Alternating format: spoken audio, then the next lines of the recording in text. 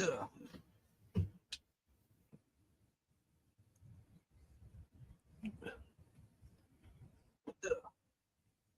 good. All right. What's up? Sunday Night Baseball on the porch. Mike Gill, Nuggets, Dougie Fresh. On the porch, Mike, Doug, and Nick. Welcome, everybody. Mets, Phillies, rubber match. Mets won last night. Home run derby. Phillies won Friday night. Both teams, same exact records. Aggregate score, 14-13. Who wins the rubber match? Luzardo Peterson. That's the pitching matchup tonight. Watch us on the porch, guys. You're going yacht juice to start things off over there. We got a milkshake IPA. We're going to be trying in the third inning tonight. And you guys out there, if you want to like, share, subscribe, hit the like button, hit the share button, send us comments all throughout the night on all our social media platforms. All right, boys. Phillies, Mets, here we go. Let's go. Let's get it. We're going to sweat the bet a little bit tonight, too. We're really going to sweat. We are sweating profusely. It's about 96. I'm actually all right now. I'm all right good. now. We got the fan Got here. the fan going. That helped great. out. Yeah, we are putting the sweat into the bet for sure. Same game parlay. Luzardo, 7 Ks for me. I'm going Kemp 3+ bases. 3+ bases. And you. And I'm going Alec Boehmer, homer tonight. You can play our parlay right there on the screen. By the way, Bohm against David Peterson, 2 career homers. He has the most hits against Peterson of any Philly. Ooh, so that's why you're going Boehmer homer. That's why right he there. is Did the going research. Boehmer, I did the homer. research. I'm not just throwing stuff out there like Kemp 3 bases. Oh, come on. Watch that hit, too. Kemp playing left field for the first time in his career. Yeah. We'll show you the Phillies lineup when they come to bat, but here we go. Luzardo. Good sign. First Yeah. pitch, K.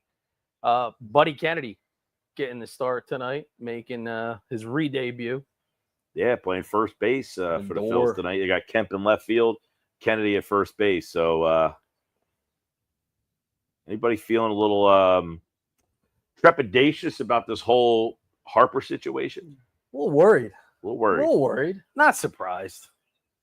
Every time he gets any kind of injury, it always starts off as kind of, it's just a little thing. And then the next thing you know, weeks go by, a month goes by. I was talking to a guy who's like a risk specialist, and he was saying that this comes up a lot. The concerning part is, Lindor golfed that one. That's foul. Foul ball. That he says it's concerning to him that it just randomly shot back up, and that kind of tells him it's like chronic. What's it called? Tendonitis. Tendonitis. Well, it's just the timing of it was so weird, Because it was right after he got hit right above the elbow. And then all of a sudden the wrist. Yeah, which only leads you to believe he was already dealing with a wrist issue to begin with. Well, he was, yeah. I mean, he said it. He has been dealing with it. Well, he messed this time with it last year. Then he said it went away. And that's what the doctor thing was saying, was the fact that it just randomly came back says that it's like a chronic tendonitis that sometimes goes away, sometimes comes back. You know, if somebody has tennis elbow, it's terrible for 3 weeks, and it kind of goes away. And like, oh, that's gone. And then it comes back. Just kind of one hands that thing. It looked like a Castellanos swing. Hey, man. Look at that. Castellanos. He went out and got it, too, and It pulled was a it. nice play in left right field by him last night. I don't think any Gold Glover would have made that play last night. Maybe not. I also don't think they would have ran into the security closet in the right field corner. Yeah, no, it looked like a UFO. Looked like he was looking for a rake. Yeah, it was an Angels in the outfield type That's of what play. I said this morning on the radio. I said it looked like the Angel just grabbed him and threw him into the wall over there. Yeah, it was. We had an Angel in the outfield play on Friday night with Castellanos and Real Muto. Then Yep. he one-upped them. They've been making an appearance. I mean, big play by Rojas. He had a play earlier this year we were talking about. But do you guys have any concerns with the fact that every On the Porch episode that Luzardo's been on the hill, we have not done well? Yeah. Yeah, we were on the porch the day he gave up the 12 against the Brewers. Yeah, it was a long night or day, whatever it was. It That was a a day. long game. Yeah. That was a game where all hell broke loose. Wasn't getting a call. Umpire called a balk from third base. Nice pitch. You ever like so they have the pitch comm? Yeah. Like the pitcher shakes him off, does he just like push other buttons and fastball inside, fastball outside, fastball up, No. change up? I don't think it's a two-way deal. No. There's one. We'll put that one in the books. But he shook him off twice on that last pitch. Yeah, he want to go with the sweeper. He's feeling the sweeper right now. Good pitch.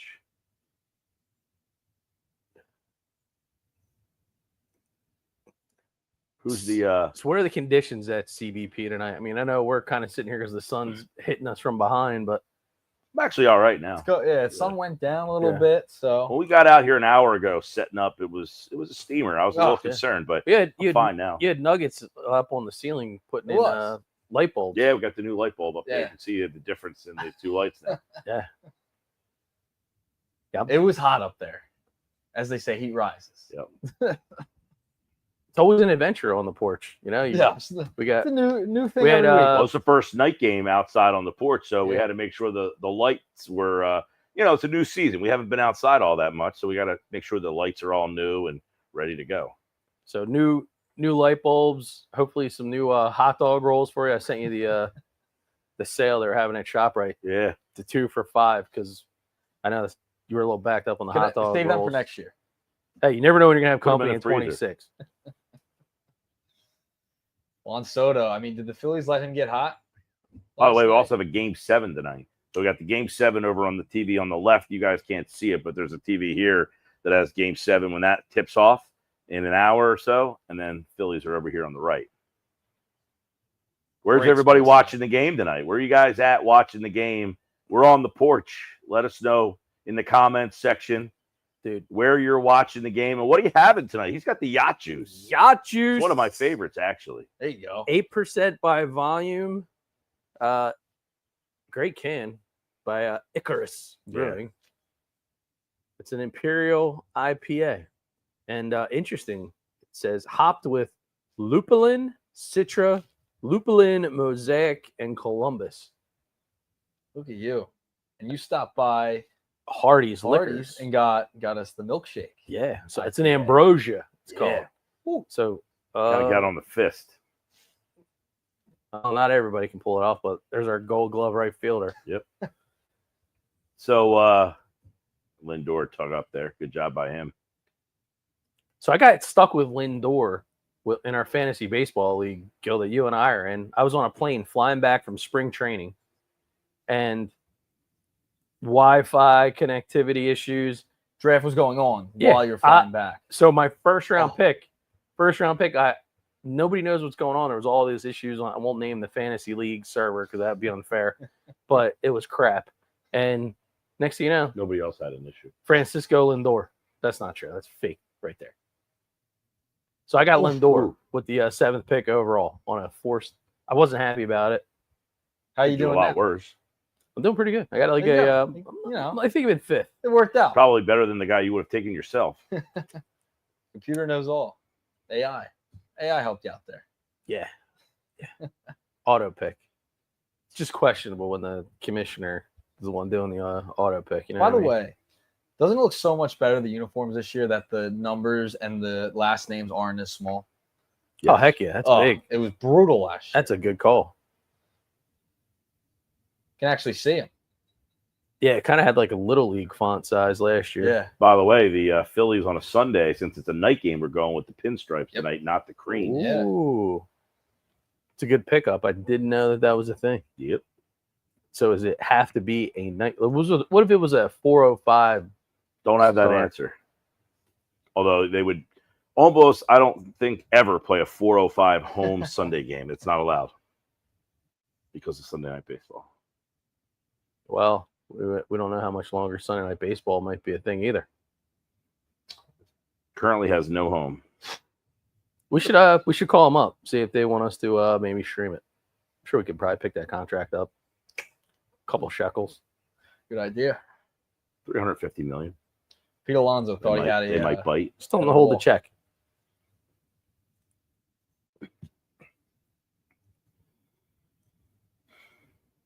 Big spot here. 2 outs. 3-2. Runner on third. Oh, nasty. Sweeper. He knew it too. Second Now he's one going to in the complain about the book. pitch before. It's the bottom of it's the top of the first. You should get thrown out of the game like the Coastal Carolina guy today. Oh, that Wow. was nuts. He threw the coach out, the manager out, and the first base coach in the bottom of the first inning. It's 2 for 1 day. Coastal Carolina is actually known for having some pretty cool, what do you call it, promotions inside the ballpark. Yeah. Yeah, like same thing with their football team. Yeah. You can go in there, price of admission, you get beverages, snacks, your typical ballpark food, hot dogs, nachos, that kind of thing. I feel like every professional sports team should have a couple of stands that offer hot dog, nachos, burger for $2. $1 dogs, $2. Like really Every game? yes, like with your ticket. And then if you want to pay for something that is Big time. a little bit better, Yeah. you can make that choice. But have an offering of, hey, your you want to basic- get a hot dog or a burger or some nachos. Like you get a voucher with your ticket Yeah. every game. You should get a voucher. Just Yeah, that's part of the ticket is, or that's just part of a ballpark. You pay for Yeah. your ticket, and then I mean, It's like you're the O- charging $8 for a soda. I mean, you got to be ridiculous. They should do like Like the free OG package, ticket. like family plans or something Yeah. before the game. Every Something. night there's a section of the ballpark Yeah, at least you have options. that is $1 hot dog, $2 burger, $3 nachos. Very, very, very inexpensive options. So that when you bring a family of 4 out, you're not paying $8 a soda for the entire family. So that a hot dog and a burger Like or 300 nachos are like- very Yeah, affordable. it's outrageous. Right? It's the way it it's is getting now. ridiculous. I mean, there was an article. I don't know if anybody saw this article in the New York Times about the sports bubble in terms of the streaming services. He says it costs $4,800 to be a sports fan to watch every single one of your team's games. for all the sports year If round. you want to watch, I think he did The four Boston majors? Sox. Yeah, Like the I four think he majors. did Boston sports. If you wanted to watch every Red Sox, Bruins, Celtics, and Patriots game, it would cost you $4,800 to Jeez. have every streaming service with the Wi-Fi for the whole season. Turner first pitch swinging and a lazy fly. Getting aggressive early on in the count. 46 and 31, both teams. Who's happier about their 46 and 31 record? You and I got to do a big debate. Yeah, I think pound for pound, the Mets lineup offensively is better than the Phillies. So they got to be happier because, I mean, they're doing it. Their pitching right now is a hot mess, and their pitching is relatively decent if they had everybody healthy. So I got to think they're happier. We have way You too got to keep in mind, too, Soto really hasn't broken out yet. No, I He's mean, been kind of average. we've had our pitching, at least our starting pitching, pretty much in check. I mean, the Nola thing, okay, fine, but that's typical Nola first half of the year. By the way, Mets sent down Alvarez today. That was a big move before the game. Well, their lineup, it's really, we were talking about this the other day. Lindor, Soto, Alonso, their big three. Phillies, Schwarber, Harper, Turner. After that, their lineup dips big time. The Mets. I mean, can you even name the fourth guy on their team? It's a good question. Got great analysis there from Dougie Fresh. Just said how stacked their lineup is. He couldn't go 4 deep. Well, truth be told, if you look at our lineup, we don't necessarily even have a legitimate, we'll call it 6-7. We rotate it constantly. It's mixed match, hodgepodge, all that goes along with it. I think But that's the point, is the Mets lineup is not all that much deeper, if at all, than the Phillies. They have a platoon in left field, platoon in center field. Second base is kind of meh. Third base, meh. They just demoted their catcher. Schwarber just struck out. I mean, they have Soto, Lindor, Alonso, and then after that, they got a couple platoons, and I guess Nimmo, their next best guy, Nimmo. I would say so.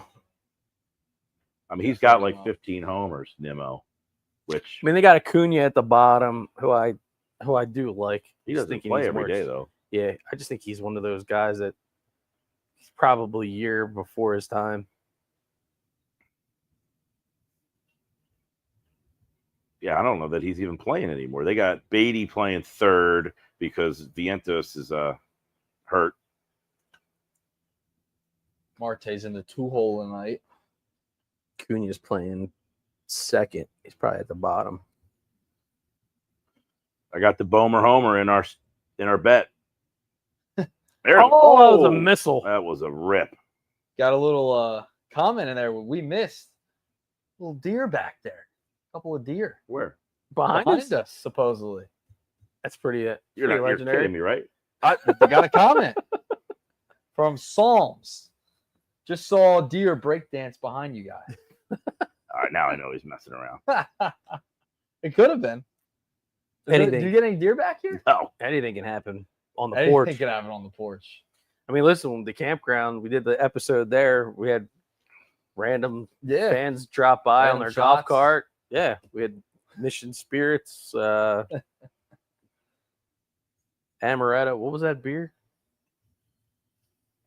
Had all kinds of good stuff. 2 guys stopped by that I've never even met before. If someone comes strolling in the backyard, though, that'll be a first. So last night, Yes, it would. Actually, my neighbor would be popping out from time to time if he comes outside. pop behind us. Maybe he's riding the deer. Never know. Taking it down.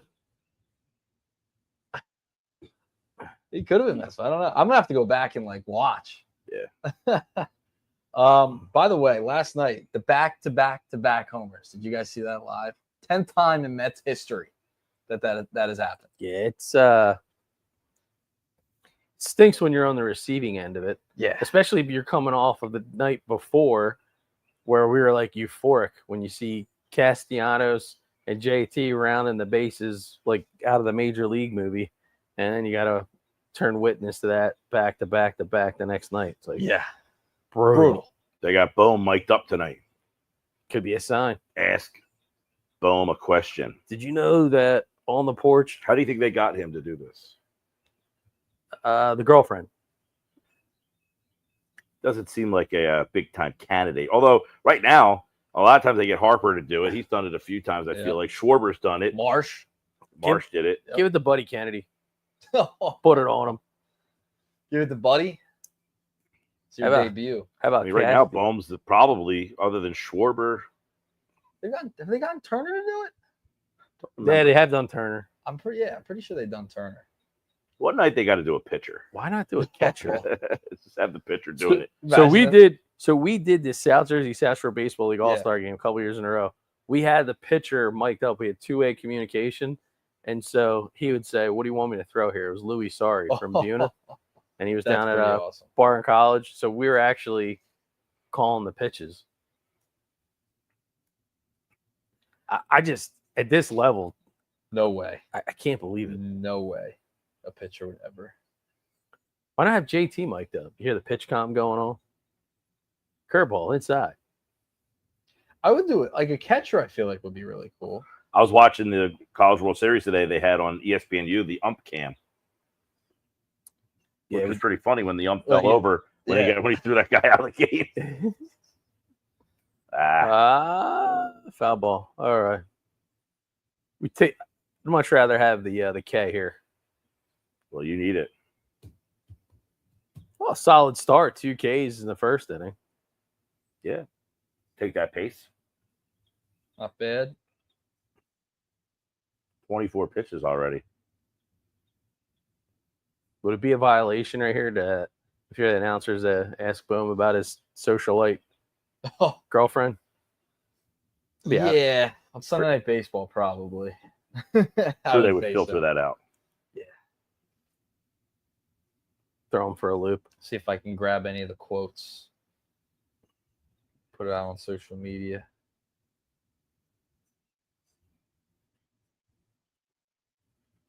Ball and 2 strikes. A little lefty on lefty crime would be nice. A little fastball.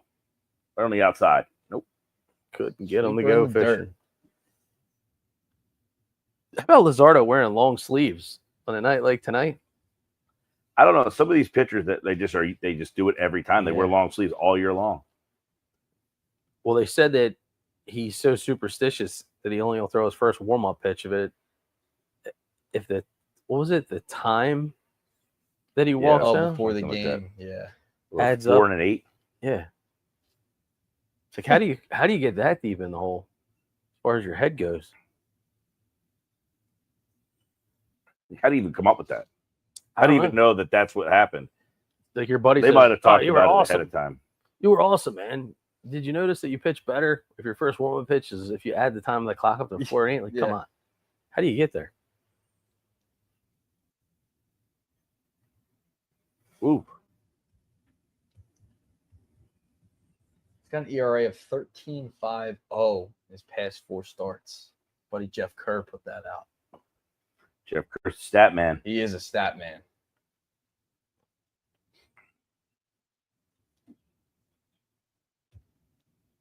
Well,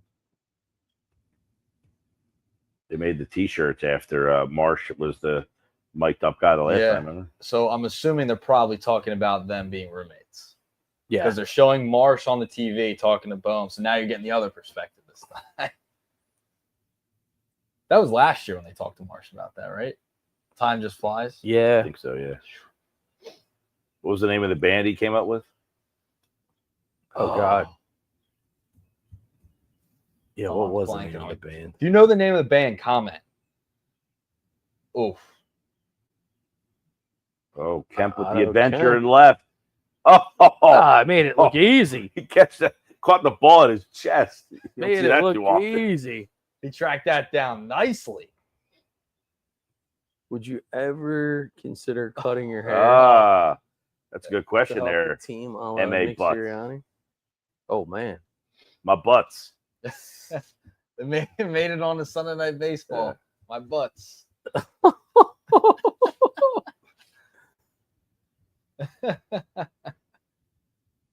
That's great.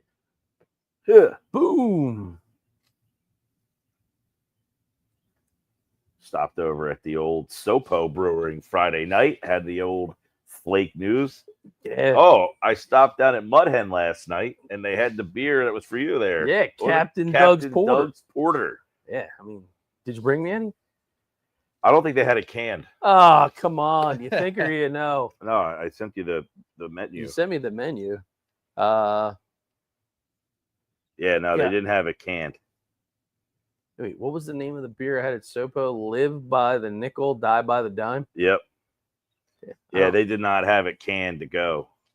The Captain Doug's Porter. Well, I had a really good porter at Sopo the other night. Doug, have you been going can or draft lately? Sticking with the draft, meaning Does he have a obviously, can? As is a can. obviously I have no choice here. But if I'm out, I was out. So Friday, my nights are all going together. Was it Friday night we were at Sopo? Yes. So Friday night we're at Sopo. And we got brought the pizza from Squares and Fairs over to Sopo. Yeah. And then last night I was at the tavern in Seaville.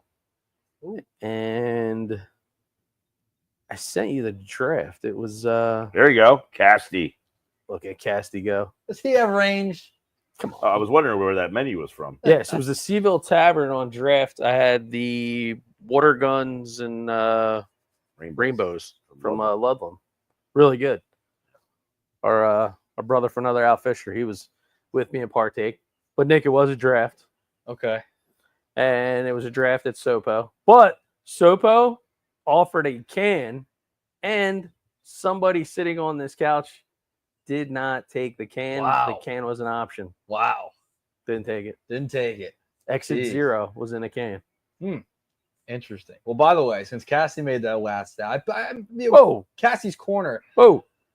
We want to talk about his defense a little bit there, Doug. His defensive run save this year, -10. Well, Outs above average, -7. This is why he gets replaced in right field. One His time. WAR is a -0.3. one time. So, of all right fielders in the major leagues, how many right fielders do you think have more hits than Casty? Singles. Hits in general. How many right fielders play every day? Hits in general. Today's game. A lot of platoons. Yeah. A lot of platoons, A lot of but not platoons. so many. A lot of platoons, but not many. Not many. A lot, but not many. Not for Which the one is it? Not for the main guys. Not for the main guys. So how many guys have more Not hits? for the big guys. How many right fielders have more I hits? hope he than has the most. Castellanos? So you could say he's the shortest of the tall guys. Well, What do you think happened on that play last night? He just totally overran it. I mean, just totally overran it. He didn't have a chance at it, but he could have played it off the wall. Listen, looking at it, it was so weird. At first, you're like, did he lose it in the lights? And then you're like, did the wind have effect? Then you're listening to the announcers. No. And everyone's like, He overran it clearly. Yeah. And just totally misplayed it. So from a defensive standpoint, no question. I don't care if he has the most hits of every right fielder. He does. But you're always So talking if he about has value. number This guy one. makes $20 million a year. All right. Yeah, Well, then how many guys that have less hits of them make more money than he does? that I wouldn't know off the top of my head, but So it's Judge- not an impressive Judge and- stat here. is Judge what and you're- what Tucker. I'm getting to. He plays every day. He should have So more did- hits than everybody. so did Judge and Tucker. He had just fewer hits than Tucker. And if you're looking at from an average standpoint, His batting average has been fine. Yeah. I haven't said one negative thing about his batting average. leads the league in doubles for right fielders. There you go. And here's another. Out. Hung up there. He's a tough guy to defend, man. No, listen. And you don't do a very good job of helping the poor guy. I mean, I could actually spin it around and do a much better job of helping the poor guy out, but leads the league in doubles. He's up there in he doesn't lead the average. league in doubles. Leads the right fielder. I don't know that that's accurate either, but I'll take your word for it. But I'll I will look it up. fact check it. Leads right fielders. in I'll doubles. fact check. More than Aaron Judge, more than Kyle Tucker. What do you Oh, make? I don't- Did you see his Instagram post the other day? I told you guys. I was like, I read I could care less all about their into social that. media stuff. I read so much into that. Today's game, I think you have to read into it. Have to. Unfollowing, I don't think cryptic tweets. I don't think it was him. You don't think it was him? I think it was his wife posting No on his way. account. No way. Posting on his account. Maybe for him. Posting on his He account. probably said what to say. I don't think he cares. I want to get to the bottom of it. No, The last thing I'm going to do with my day is try to figure out what Nick Castellanos means on his Instagram feed. That guy, of all people, I don't have any. out of all right fielders, 7th in RBIs, and he would be 5th only by 1. And Very impressive. those are all guys that play every day that are slightly ahead of him. Judge, Hernandez, Tucker, Carroll, Soto, and Rooker. So Judge has 61 ribbies. Casty has 40. Rooker doesn't play right field, so that is a bad stat wherever you just get that from. ESPN. Who's not a right fielder. Well, Rooker. you can look at all outfielders and probably put it in the same camp because I guess Carroll doesn't play right field either. No, he does not. So all the outfielders in the MLB, Oh, that's a terrible swing. he's got 7th in RBI.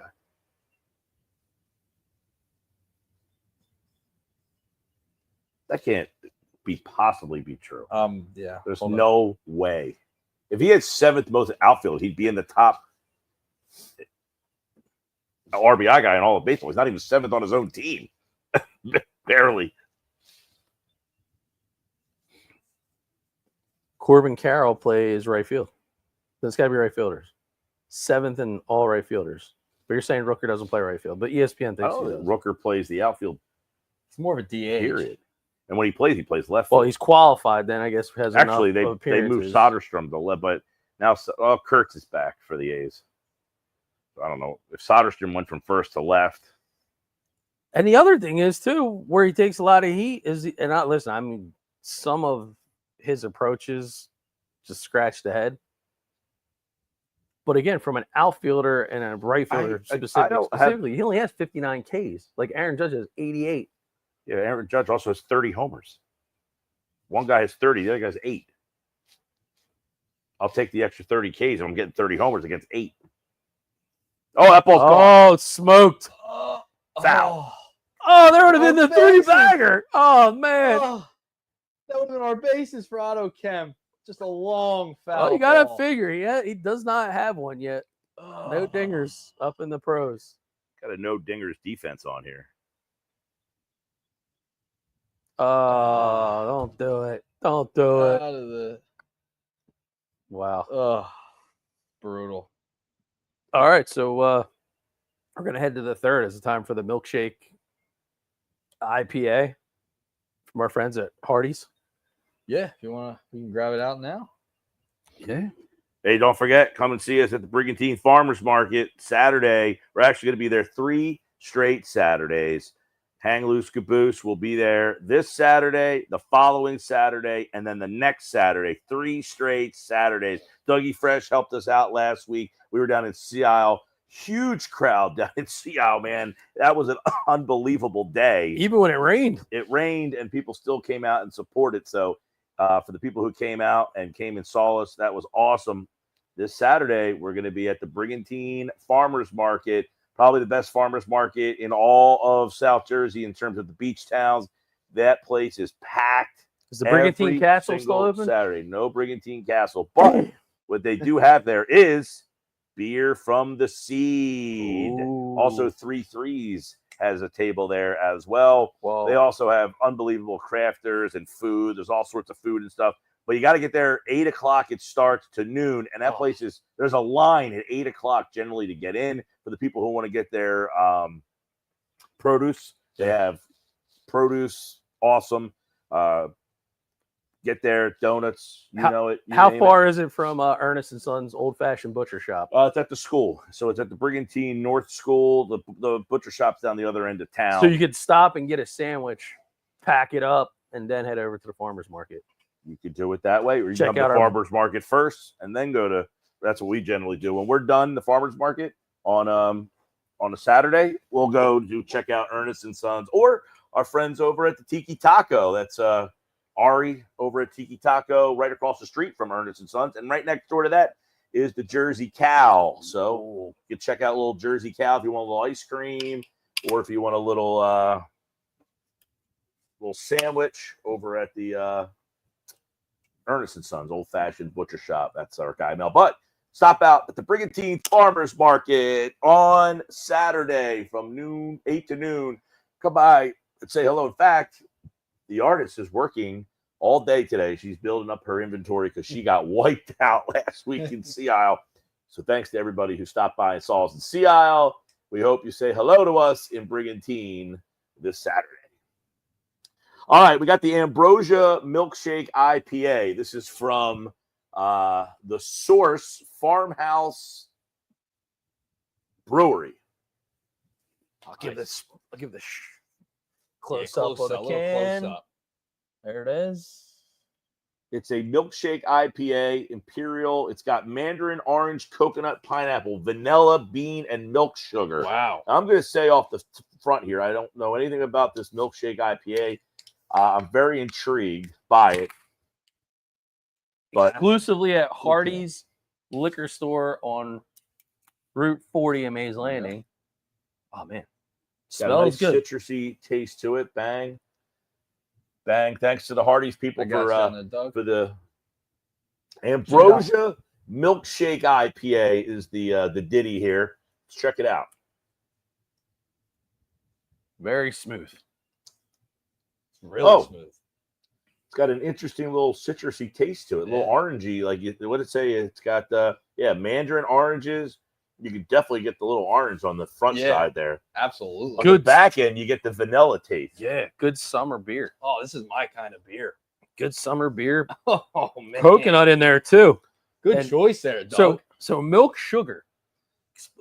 We should explain that to me there. 7.8, by the way. You only drink one if you're driving. This is one of those ones where I say drink it early in the game. Third inning. As promised. By the way, second, Castellanos is in doubles for right fielder. Right fielder, yeah. Among right fielders.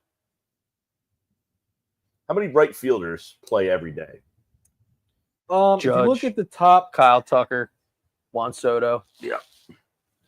Well, those guys. Corbin Carroll. Lawrence the big Butler. difference between the guys he mentioned is, again, they're all hitting the ball over the fence. Castellanos They're off the fence. They're also making a lot more money. Corbin Carroll. Corbin Carroll's still on his rookie deal. I mean, come on. Good pitch. Sweeper, 85. Well, Soto and They're making a what's few Judge shekels. making? He's in the Arson? 500 million. Arson Judge? Aaron Judge. Arson. Do you remember? Yeah. Oh, that's right. Yeah. I mean, you're talking $500 million dudes. I think Kyle Tucker is making a good 30 plus You got million. Butler, Cassie, Judge, Garcia, Tucker. What's those guys on base percentage? By right fielders, Aaron Judge is Cassie's like not 468 winning there. on base. Yeah, 468. I'll take that. And then the next best is Kyle Tucker. With 88, 395. wait a second. He's got 390. 88 strikeouts and he's still got a 400 clip on base percentage. Well, one problem Castellanos has is he has yet to master how to walk, which is a pretty big reason why these guys on base. What did you say, Kyle Tucker, 390? 395. 395. So Casty is 10th among right fielders and on base percentage at 324. Oh my God, how's that even possible? Top How bad are the third. right fielders? Top third of the How league. bad are the right fielders? Oh, man, here. Hold on. I'll just turn around, stretch a little bit. There we go. Right field's got to be a pretty bad position. It goes from 468 to 395, 392, and then there's a big drop off from Soto to Tatis, 392 to 359. Yeah, you guys want to talk about a big drop off yesterday? Was out on a friend's boat. I thought I was helping out on the assist, trying to back into the dock. Little wake hit the back of the boat. I went man overboard. Look at that. Oh, I got big I bruise. got destroyed. I just felt that when I turned around trying to flaunt the Casty jersey. But man, man. yeah, not bad. Feeling all Look, right? look, yeah, look at this, man. The double whammy. Went overboard. Overboard. No one got it on film. No, ruined my phone even. Had to get a new Oh. phone. That's awful. Well, we're glad you can make it for on the porch. I really need to win this same game parlay. To go, Cover my We're going losses. with medical bills. Android? No, come on. He messes up the group chat with the green. And the videos that you try to send. Which, by the way, I did send a video clip when I picked up the ambrosia from Hardy's. Got to give him a shout out. Hardy himself is watching. He said he was doing it right. He was going to have the game on the TV monitor, and then he's got monitors out for his security feeds, and he was putting us up on YouTube up there. So Hardy, you're the man, and this ambrosia. I keep getting a different taste every time. Like one taste is like kind of orangey, then there's a little vanilla-y in there. So it's like a little bit of everything, Yeah. right? Yeah. By the way, our guy Psalms, who said he saw a deer, he's a Mets fan. Says love the show, keep it up, and he wants to know if what do you think's going to happen at the deadline for the Titans? I'm assuming. For the Fightins? Yeah. Man, they got to get a couple bullpen arms. I think we get some sort of At this right-handed point, I power don't know back. where you get. I don't know where you get that right-handed power back. I mean, really, they don't have a lot of options of things to trade to get a right-handed power back. To get that kind of player, We're who going to do you give up trade? an arm. We'll give up an arm. I mean, Abel, I could see them giving up. Got to, Are they really going to give up Ranger? no. I don't think that's going to happen now. No, I think they're not going to get a Ranger because now I think they're worried if Luzardo Yeah. is a guy they can trust in big games. Well, I think you mentioned it on the air this week at one point. The control factor that you own with Lazaro makes him really a quality trade chip. But do you really think you're getting Nola back? And if you do, what version of him are we getting back? Is Nola tradable? Oh my! I never thought I would say that, but is Not Nola with that tradable? contract. Nah.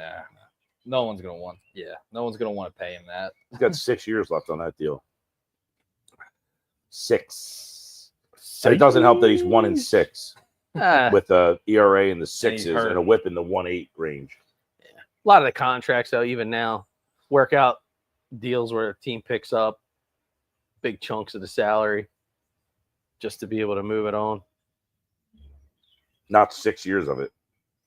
Tell me Mendoza doesn't look like Dewey Bristol from Ocean City.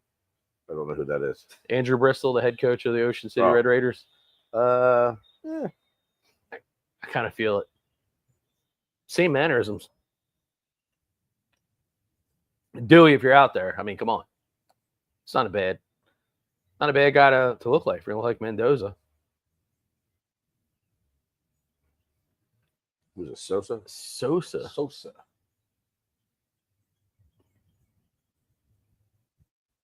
Bottom third, nothing. Not eventful yet. So what? About a month ago, Otto Kemp and Buddy Kennedy. You think they were thinking to be on Sunday Night Baseball for the lead in the NL East? Ooh. Doubtful. The entire ESPN pregame show, by the way, picked the Thunder in tonight's NBA Finals. Pacers just crush it right now. You got to go out of your way to really pick a suit that bad. Save! Look at Gross Sosa. misappropriation of whatever he gets paid, which is like $100 million. Like, I don't understand why people have to say, you know what? I'm going to go out of my way to find. I'd be afraid to sit down in an all-white suit. Yeah. To wear that all night. I like a blue suit. Navy. Power suit to go with the Navy. Blue suit. The other thing is the tie. Yeah, you got to have a good tie. Yeah, but it's 2025, man. So my day job, there's very few things that there's very few things that I push the envelope on. Right. Trying to get away with a tie. I find every excuse in the book.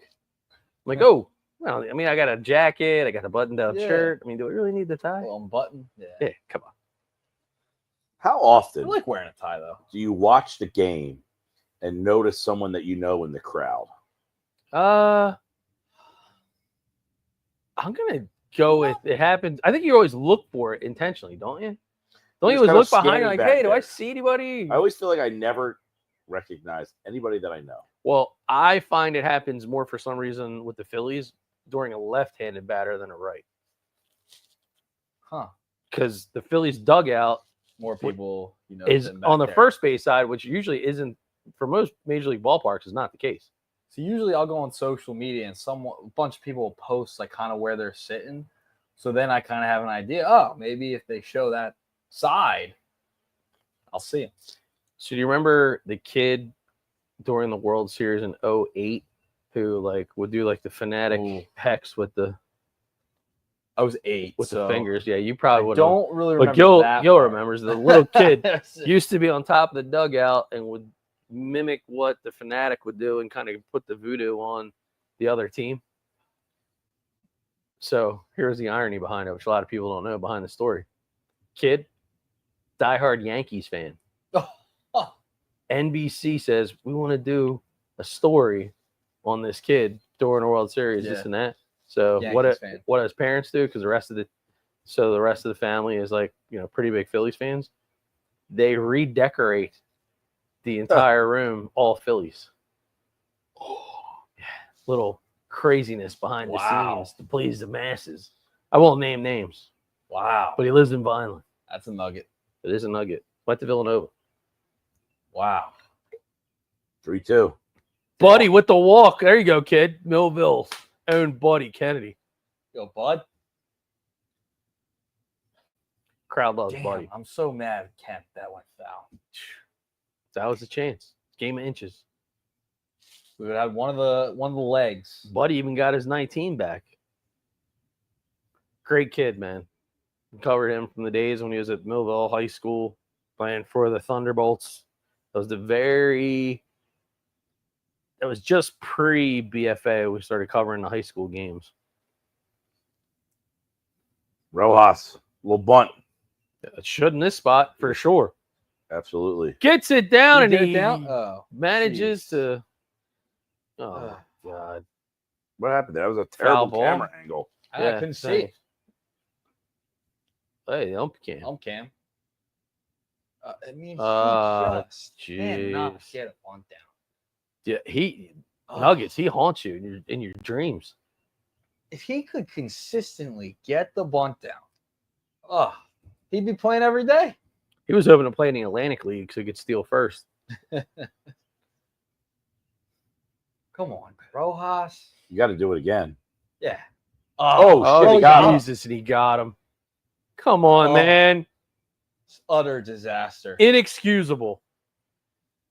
Because Rojas couldn't get the bunt down. Inexcusable. He's out by What are you looking at? He's You're out. Get off the field. Rojas can't get the bunt down. Leads to something else stupid by Edmundo Sosa. I mean, Dude, what the hell is he doing? It's literally a sacrifice situation, and he's taking a 15-foot bleeping lead. Inexcusable. He wasn't even that far off the I bag. guess he wasn't. But how the hell did he get caught? He was not that far off the bag. He just Nah. got caught sleeping. How? He's Oh, Not God. even close. Oh, He's out. yeah, he's out. Not did he ever tag him? Who knows? But that's all predicated on him not being able to get that And bunt now down. he'll ground in, no double Yep. play. No, you know what happens? You don't get the bunt down, then he ends up hitting a single. Oh, God. Yeah. Because it's like Uh, that always is what happens, right? Catcher's literally laughing at him. It's terrible. it's like, yeah, you can get that bunt down, huh, Rojas? Oh, Oh, boy. Double. Nah, play? maybe That's a tough one. one. Yeah, Rojas safe, but I mean, that's just Pathetic. yeah, not great baseball there. Not good fundamental baseball. I mean, you legit know. well, now you almost have to have him steal here and give Turner a chance to get an To drive RBI. him in. Yeah. Yeah, worst case Yeah. scenario, you lead off the inning at the top of the order. It's like, yo, you couldn't get the bunt down. You got the guy picked off second. Can you at least get into scoring position here? Brutal.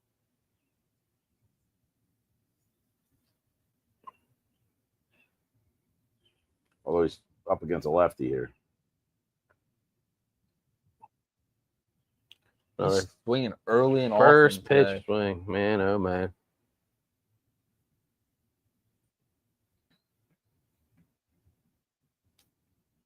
.92 hits, leads the National League.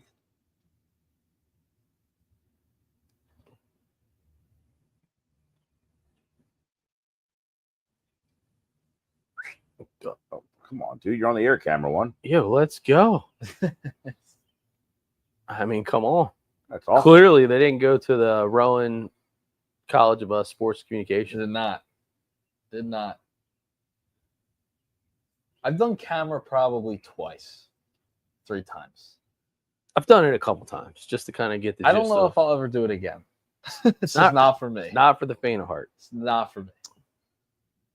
I don't think I ever did camera for you though. Now, you were always Probably- on the mic. Yeah, probably a good idea. We kind of felt that you brought more value. Nick is a Probably not a good idea. Play-by-play having on the guy. camera. I did the main cam one time. First time ever. Blue Rocks No. football. ESPN Plus lacrosse. Oh, Lord. That's a tough assignment. Well, I guess First you kind time of go ever. wide. Just shoot it wide. It was. I don't think I did that bad, but But they never had you do it again. no, Maybe you read between the There lines. goes on that. Rojas. I never asked He's to do in it there. again. Yeah, that's not even close. Rojas still second. All right. As we said, got to steal the bag. Let's get an RBI here. Got a chance for the Double bone. clutch. Yeah, it's almost like he didn't get a grip on the ball. Dude, that's an unbelievable stolen base, by the way. He's flat-footed, standing 2 feet from the bag, and he just, First movement, the lefty. I mean, that's not even close. Oh, my Lord. Turner's over 2. Come on. Starling Marte, Juan Soto, Pete Alonso. Come on, man. That's who's due up. Awful.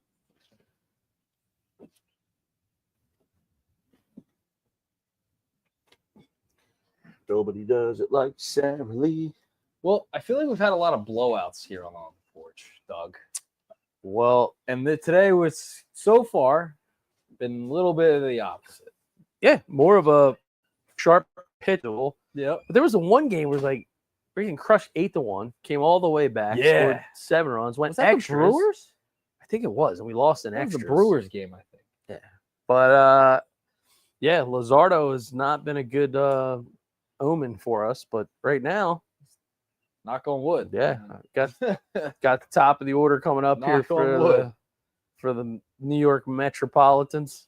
Got the NBA Finals starting in a couple minutes. Yeah, Who are you taking? Pacers.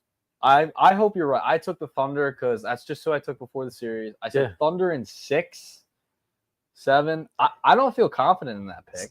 Listen, small. I mean, both the teams are arguably small market, but the Pacers have not been relevant for. Wow, my lord, feels like since the 90s. And it's crazy because they just win weirdly. Like they just win in weird ways. Yeah, they're pesky. They play well as a team. They're annoying. They are. That's what they are. They never feel like they're truly out of it, and you're never comfortable even when you're ahead against them. Nope. I mean, come on. Be fun. I mean, we're TJ McConnell or Castaway. Cooking. TJ McConnell coming back. Cooking. See the interview with his dad? Yes. That was great. Awesome. That was awesome. Great. Him and his sister. How many families can say that? You got an NBA and a WNBA. I mean, that's crazy. That's crazy. That's some serious DNA. So Game 7 getting rolling in a couple minutes.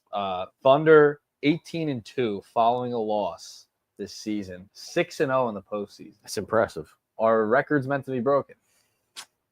In a one-game winner-takes-all championship on the line, I think you got to shelve that. I mean, it's good for betting trends, but that to me is when I see a line like that, like, oh, that's a good bet. Yep. I'm immediately going against the grain, and I'll roll with the Pacers. All right. I actually hope you're right. I'm rooting for the Pacers. Rooting for them. By the way, TJ McConnell, 2.3 steals per game right now in the finals. Why not? Are they doing the lineups again? The lights are on in OKC. They're PA announcer. Mario Mani. They're airing the lineups again. Well, I said today I was watching the College World Series. Yeah. I said that felt bigger than the NBA Finals. Well, I got to imagine after what took place last night, everybody's. Have you ever been to have you ever been to Coastal Carolina's campus or field? No. It's one of the only campuses in the entire country that the baseball field is the centerpiece of the campus. Huh. Like even more so than their football field. I was just in University of New Haven. Bigger baseball program than football. Well, they just came up against it. Oh, that's what's her name? Chopper. Back to Luzardo. I was just at the University of New Haven. Got a tour of that little facility. Only 2 blue football fields in the country. Boise State, University of New Haven. The Smurf turf. Smurf turf. And Poploy Stadium. And Poploy Stadium. That is blue. In Division I. Which I've heard a lot of good things about, actually. I've heard a lot of people saying they really, really like that. The surface? Yep. Multiple people have told me that that's their new favorite place to play. Wow. That is a shot, though. It's like 350 to left field. Ooh. And it's 350 or something like that to right. But it has like a 30-foot like monster fence. Yeah, because it's in a neighborhood. Yeah. I think I played a high school game there. I played a men's softball league game. I was a pitcher. I got hit so hard with a liner coming back up the middle of my leg. I thought I got it amputated instantly. I leaned down. I rubbed my shin. You could feel the indentation of the ball. Who's singing this national anthem? I remember the Gornigies. What's her name? Kristen somebody. She's like a big time Broadway like star. She's been in some pretty decent movies.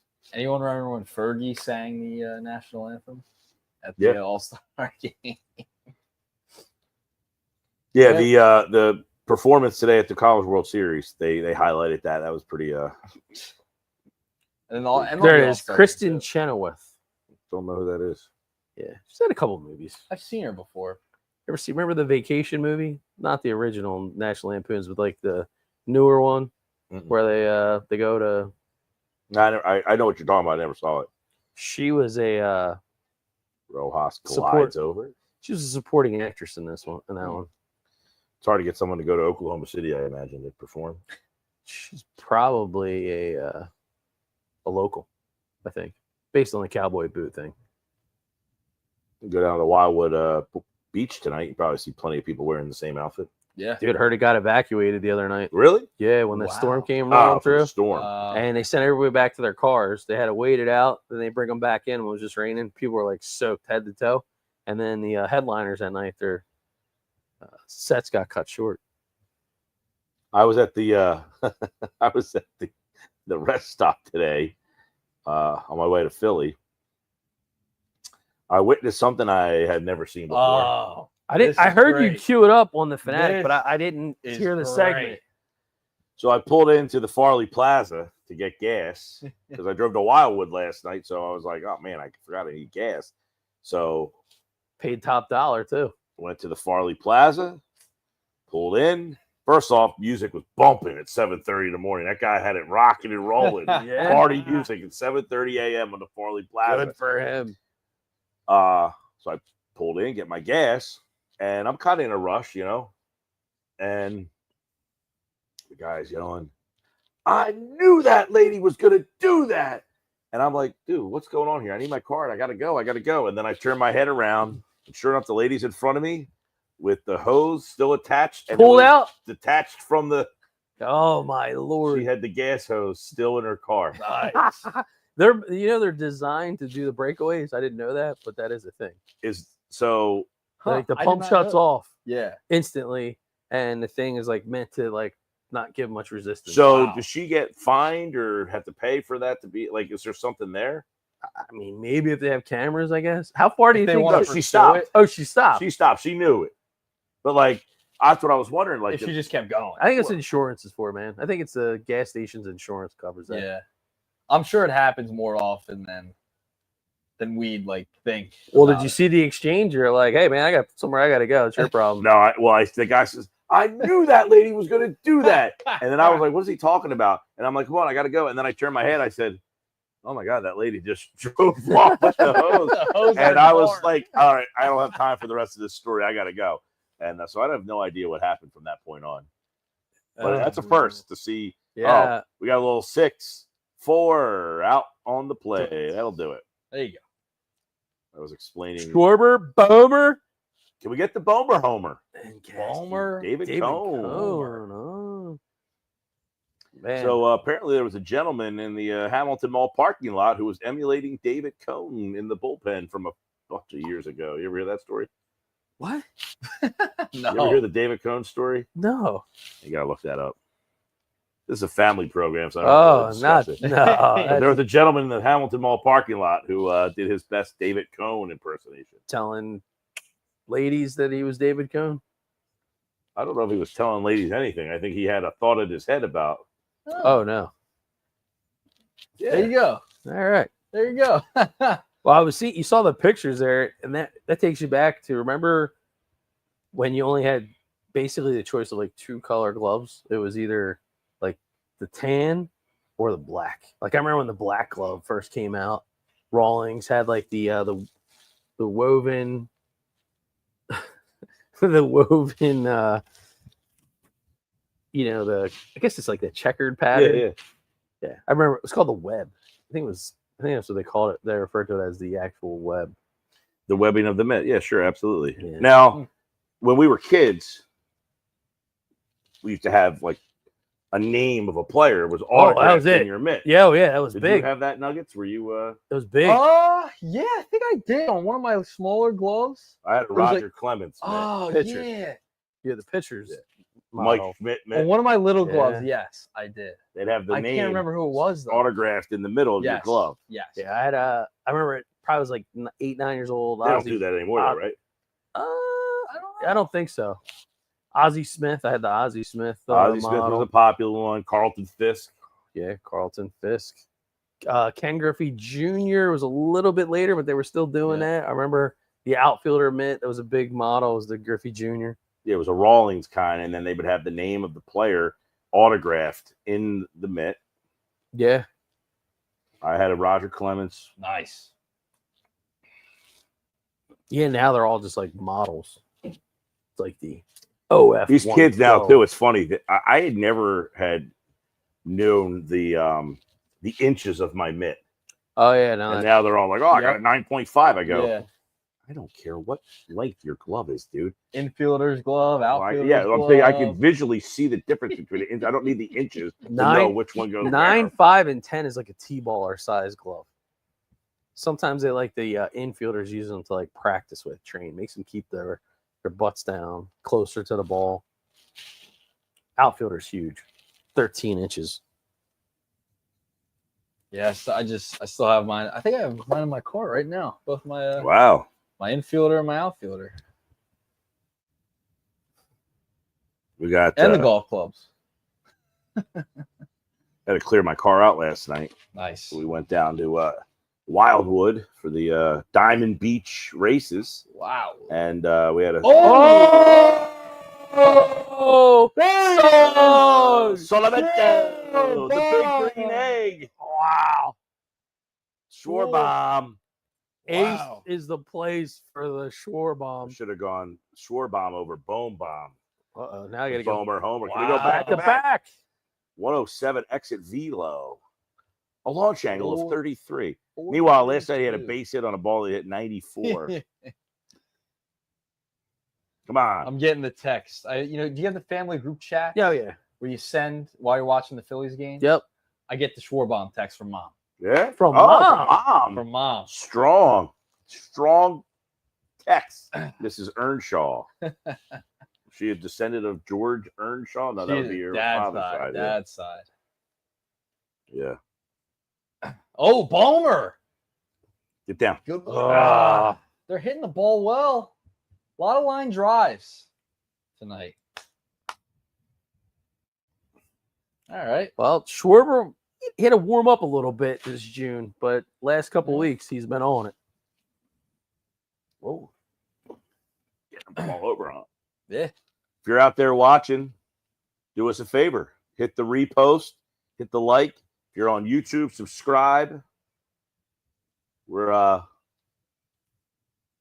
what'd you have there? The George Brett. Foxy. That is a good one there, Ooh, Foxy. George Brett. That's the George a good Brett one. model. Yeah. Cal Ripken was another one. Cal Ripken was another. Cal Ripken. classic. Ozzie Smith was a good one. Ryan Sandberg. By the way, while that was going on, Castellanos. Double. Back Wow. Back up. 20. He's now tied for the lead. 20 Tied on the for the year. lead. It's amazing he's tied for the league and his OPS is that low. How is that possible? Listen, like you said, he doesn't. Nah, like he's to walk. 3 behind Butler. Stop it! Come on. 3 behind. Come on. Just updated. 20. Did it update? Yeah. Of all Big. outfielders or the league? Right field. Right fielders. Really? Doubles. It's still impressive. It's impressive that he has that many doubles and has the lowest OPS of all right fielders. That's what's impressive. How are you top 3 in doubles and have that low of a slugging and OPS? Not a lot of homers. Hey, let him cook. Let Casty be Casty. He's got 8 homers. It's impressively inept. Oh God. God! They gotta resign him. He has less homers than Max Kepler. Is that unbelievable? Who? Castellanos. Oh, Castellanos. Max Kepler plays like half the time and has more homers than I was talking about Schwarber. They were showing a replay. They gotta resign him. Just has to happen. I picked up a Schwarber, the Phillies standard 15 pack. It was a variety pack. Schwarber promotes yards. Yards. Yeah. 3 flavors: Philly standard lime, Philly standard punch, Philly standard orange. Are these sodas? Beer. Yeah, I'm out. I gotta try that. So the lime was solid. Orange, very crushable. I did not get into the punch. The punch, however, had the baby blue and maroon color combination. Yeah, I'm not like this Mandarin is it's very hazy tasting. Yeah. So it's like doesn't have that fruity taste to it. Like a lot of fruit beers, like This is solid, dude. This is awesome. It's a little heavy. Oh, it Watch is. yourself. No doubt about that. It's like an 8%er. Yeah, don't worry. Right after you had the Nobody's coming back. amaretto last That week. got me. I didn't have anything to eat. Actually, by the way, we were off last week. 2 weeks. But July 19th. Put it on your calendars. On the Porch will be at Myers Lighthouse. We're taking the show Let's go on the road. So come watch the Phillies and Angels. Mike Mike Trout. Trout special. So if you're watching in the Millville area, come on out. We're going to Myers Lighthouse. Great spot, brewery in Ocean View. It's got a mini golf course, great outside. There's a patio, gazebo, cornhole. They have burgers. I mean, it's a great little brewery down there. So we're taking On the Porch on the road to Myers Lighthouse, July 19th for the Phillies and the Angels. I don't know what time that game is. I forget. I think it's 4:05. 4:05 game, where Doug's favorite time. Saturday, 4:05.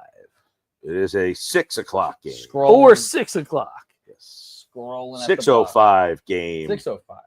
Yes. 6:05 on the Porch at Myers Lighthouse. So come out and watch the Phillies game there that night.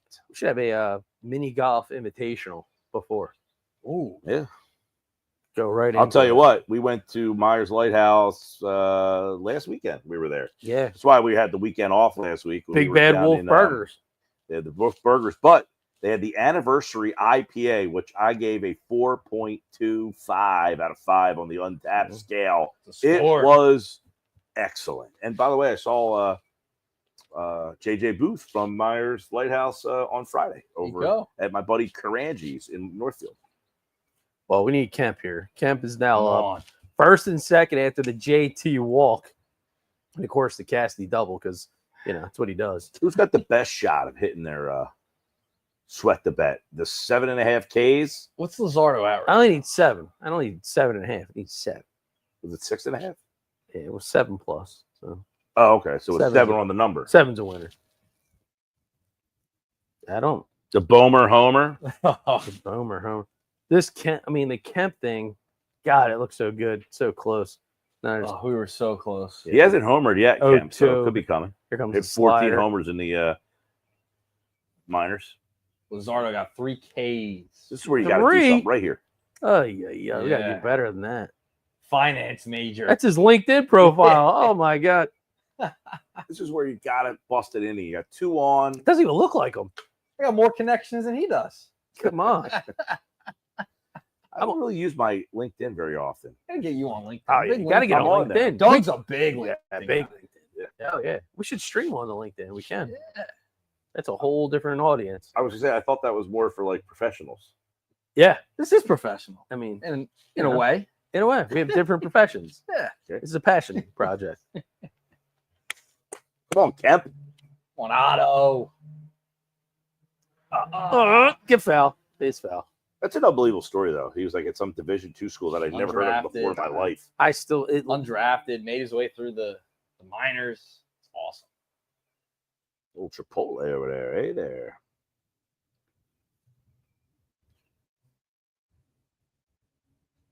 Two balls, 2 strikes. Runners on first and second. Kemp has his breathing thing that he does all the time. Get through. Base hit. There it is. There's one base. You might get 2. Oh, you might get 2. Oh, we stayed 1. Well, that's all right. That's all right. The ribby. One. It's a ribby. Castellanos bumping it home. There you go. Wow. Number 4 on the 3-0. field, number 1 in my heart. Wow. Brian says. That ball smoked. I don't know. 2-0 fighting. It's like Eric Bruntlett 2.0, this kid. I hope not. Gee. He was a hero. He was a hero. For one night. Bruntlett was a homer. He is terrible. Bruntlett was he was like folklore in 08.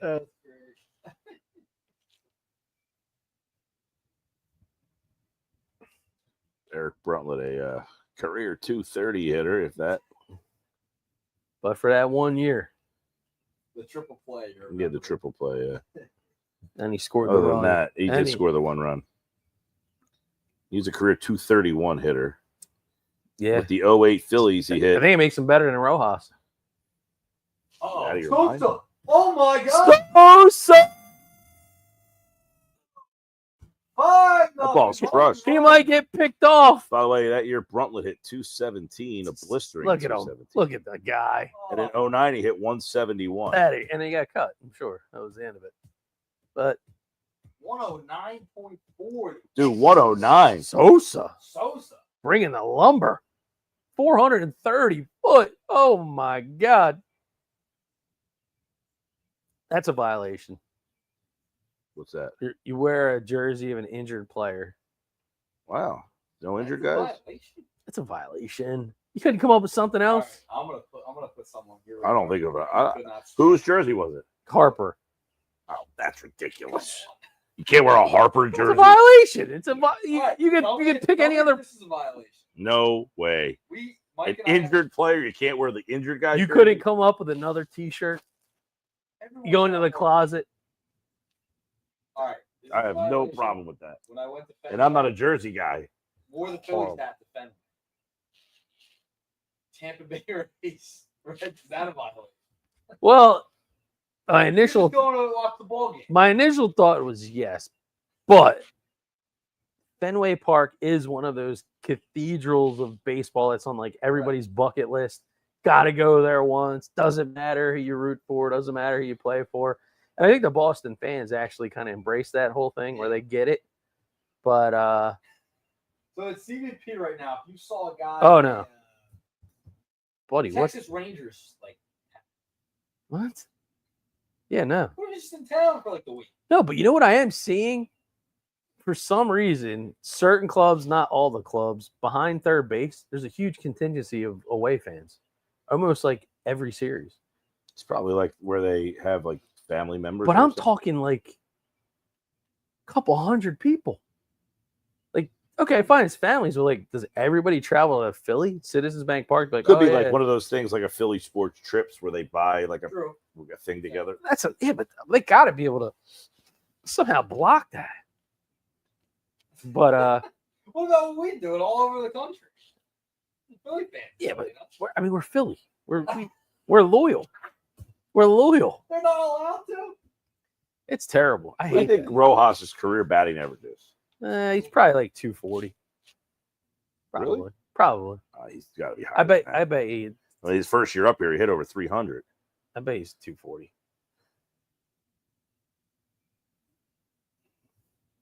Because Let's see, he's had some. 255. Oof. It's surprising. Well, his first year, he was. Yeah, really good. but he didn't have a lot of at bats. 302 he hit his first year. Yeah. With a 342 on base. Last year, 243. You're getting on base. Just watch. Yeah. It's amazing. Peterson's still in the game. 5 freaking runs. You don't take him out in the 4th inning.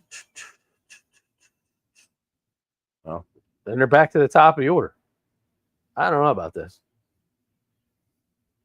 Where are they at tomorrow? Might be saying, hey, you just got to take one for the team here. Don't want to go to the bullpen too early. How many pitches does he have? He just said he threw. He's at 69. They got the Braves tomorrow. Yeah. I feel like Trey Turner's on base has slowly started to dip. He was at like 3. Oh, what a. He says, Oh, okay, Mike. Oh, no. This guy. oh. Oh, my God. Did you drop it?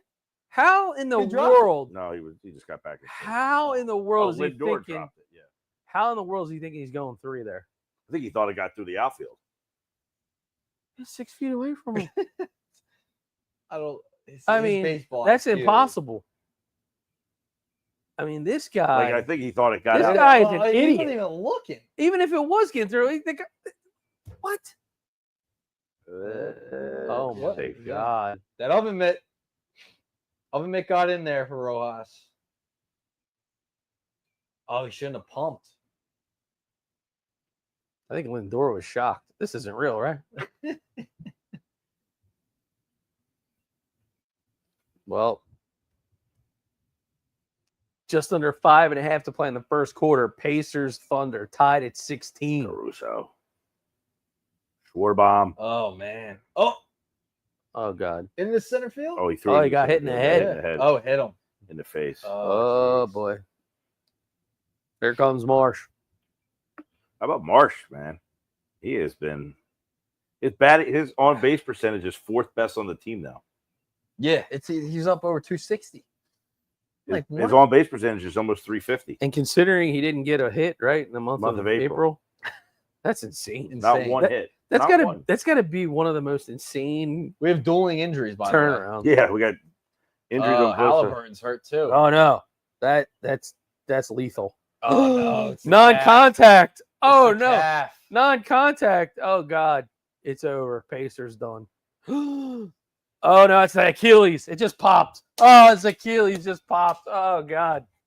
Oh god. That happened to me. Did I tell you this? I know that feeling, man. It's awful. Oh no. It's awful. It's like someone took a baseball bat to the back of your leg. Oh god, it's done. And Tupac made it. He's back too. Oh god. Big Tupac shirt there. Yeah. So we're watching the Phillies game, but on the other TV, just looked up. Halliburton just ruptures Achilles. So That did not look good. I don't have to worry about watching that game. He had the calf injury coming into it too.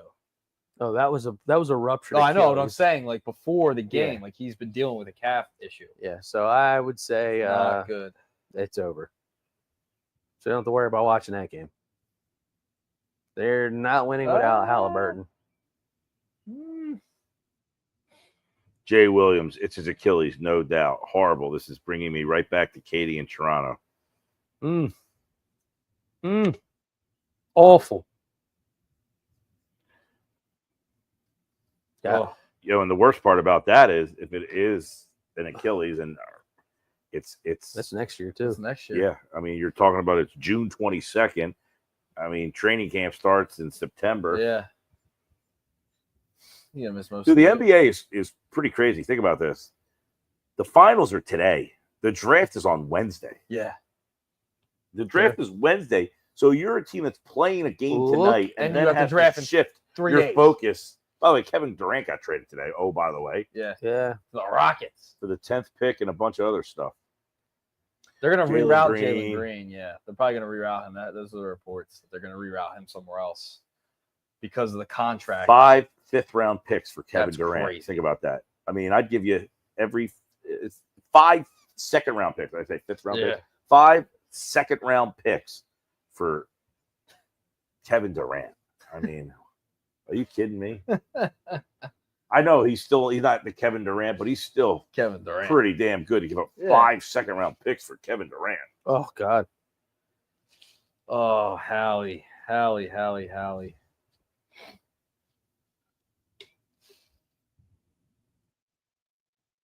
That's brutal. Brutal.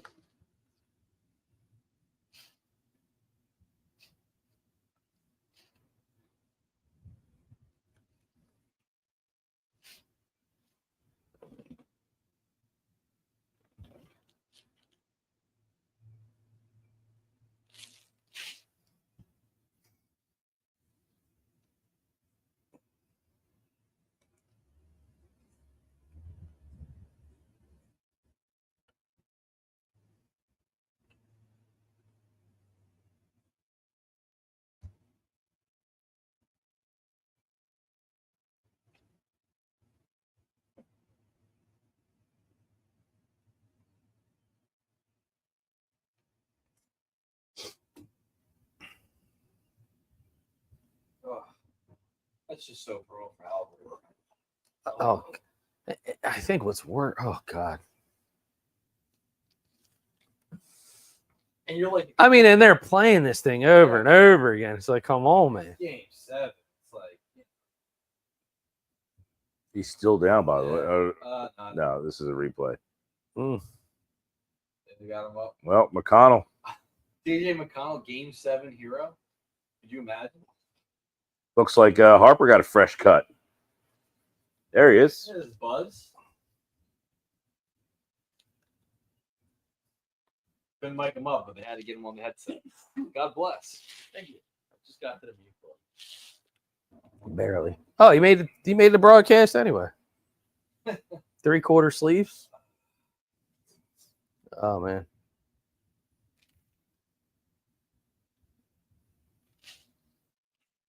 they're showing Halliburton's dad too. Yeah, Brian. he's a fan. Uh-oh. Rojas on making the catch.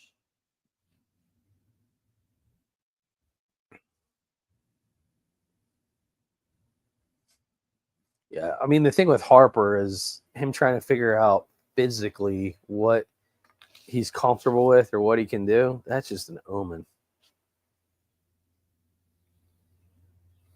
This tendonitis in your wrist, I mean, there's not much you can do with that. Say low key here that we haven't really discussed is the fact that Luzardo's no runs. Not enough strikeouts, though. Not yet.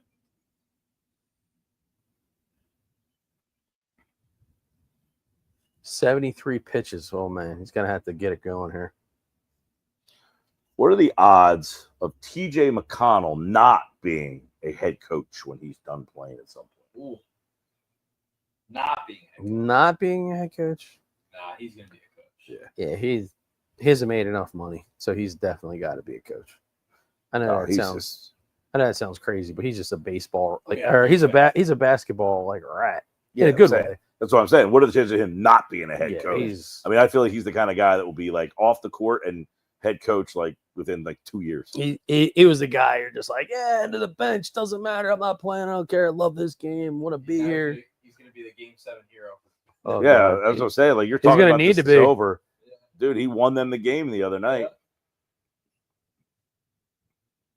There's a strikeout, by the way. Boom. 4. Boom. 4 Ks for Luzardo. So we still need 2 bases from Kemp and a Boehmer homer, which we'll have a chance for the bottom of the 5th. Yeah, Boehm's numbers against Peterson. Yeah, you said 2 dingers? I'm pretty sure he had the best numbers of anybody on the team against Boehm. It did against Peterson. It's courtesy of our buddy over at Phillies Tailgate, who might be the best Phillies follow out there. He is tremendous. Phillies Tailgate it's at Phil's Tailgate is the Twitter handle. He's awesome. But he puts out every night the hitters against the starting pitcher, and the numbers are this. For the Phillies hitters. Boehm, 9 for 26 with 2 homers. Oh. Marsh, 2 for 3 with 1 homer. Turner, 4 for 22. Realmuto, 3 for 21. Schwarber, 2 for 21. Castellanos, 6 for 15. Yeah, Rojas, 2 for 9. Make that 7. Sosa, 3 for 5. Kennedy, 1 for 3. Stott, 0 for 3. And Marchand, 2 for 2. Oh, Marchand tonight. Figure 2 for 2. Give him a shot. There's a strikeout. No, there's 5 for Luzardo.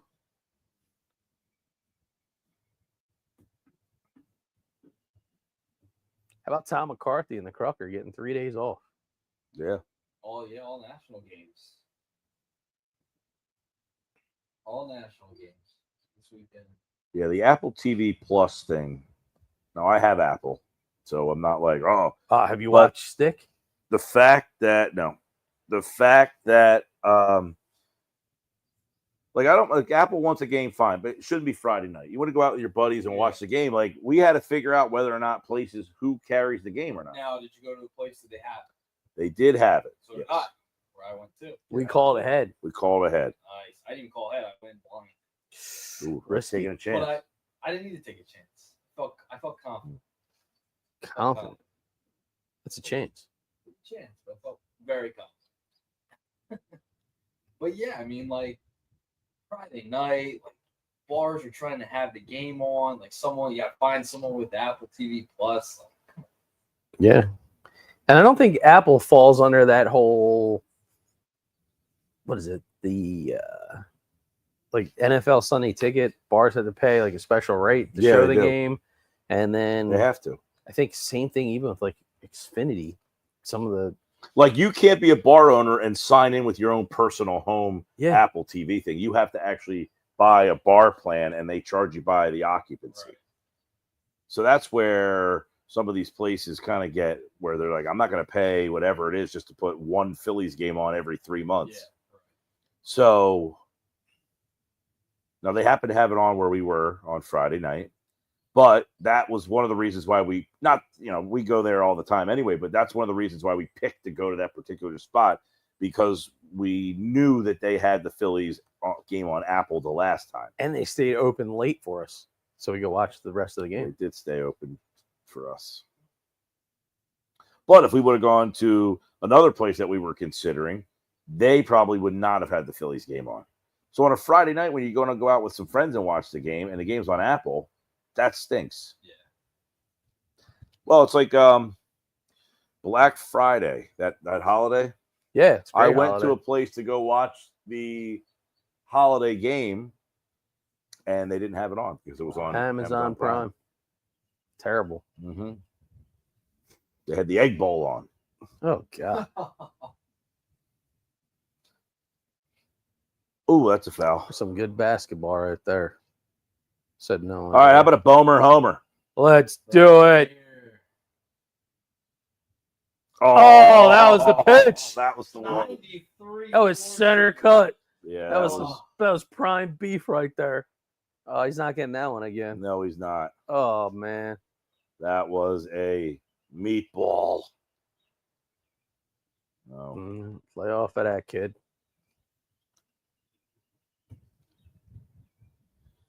Come on, Bohm. Well, they're into the pen. Is that Halliburton? No. What? No. Oh! Foul. Down the line.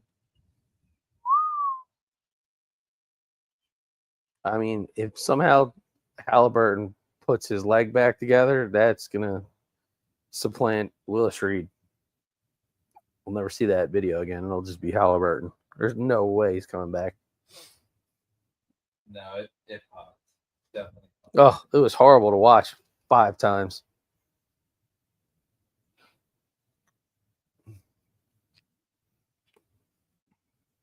Oh, and then you're going to show it again. Oh, come on. Showing it. Oh, no. Foul ball. And he knew it right away, too. Oh, God, yeah. It's horrible. Happened to me. I was my sons and the kids that I coached baseball forever. They're home for college. Right. Thanksgiving break. Coach Doug, you play backup QB, or would you play steady QB? Sound good. For the Thanksgiving Turkey Bowl? Like, sure. Go out there. Grab some beer at Mike Gill, never drink. I was feeling good. I was like, turn back the clock. I was throwing like 30-yard passes on dimes. And of all things, I was on defense, counting 5 Mississippi, went in to do a little rush, and it felt like someone took a baseball bat across the back of my leg. I thought somebody hit me from behind.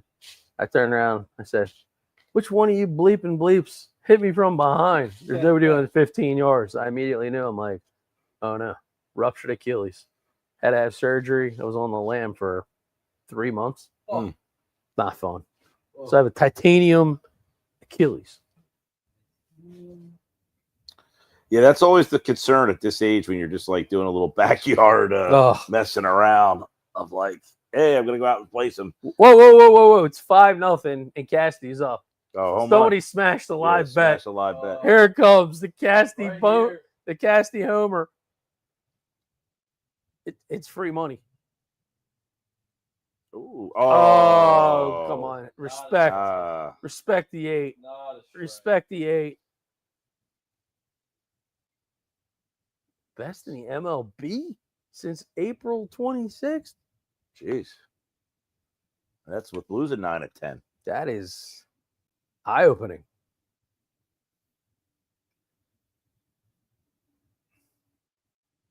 Oh, jeez. Oh, boy. Surprised he didn't swing. Look at a young James Harden over there. Yeah. Oh, Hey, man. Daryl Morey. Young Daryl Morey. Yeah. Westbrook.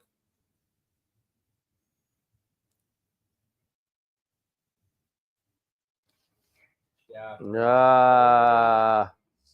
Wow. Cassidy getting down the line. I realize Cassie's the oldest of this group. You know that? Oh, well, him, other than Real Muto. The elder statesman. I was looking at that Is today. this it? Is this the last year?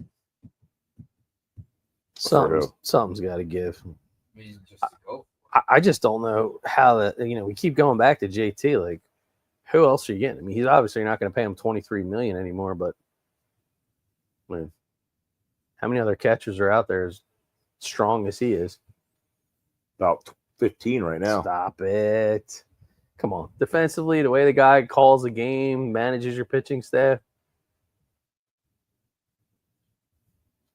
There's a lot of good catchers in baseball right now. It's art form in itself.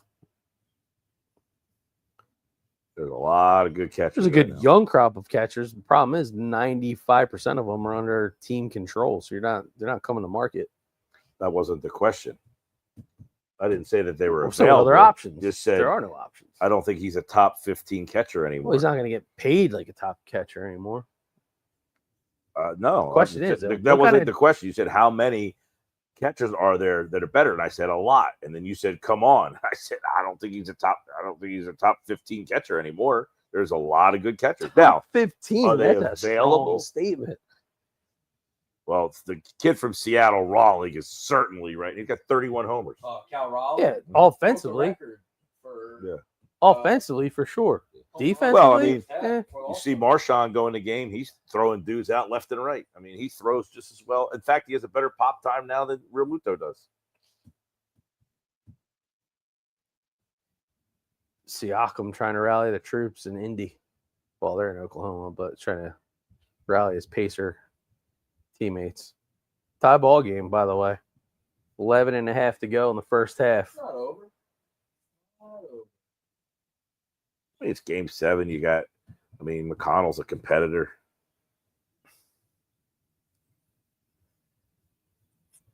You see that movie Captain Phillips? Siakam has that look to the Did you see the other night? The pirate. His eyes went to the back of his head. What? Yeah. There's like a whole social media. Like he's an alien? Yeah, like they were in the huddle and they caught like a photo of him, the eyes back of the head. Wicked. So it was nuts. It was crazy.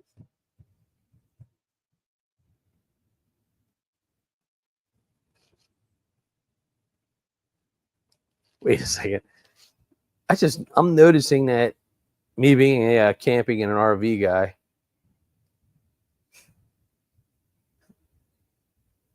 do the Thunder have a Love's truck stop patch as their main? No, I'm seeing things.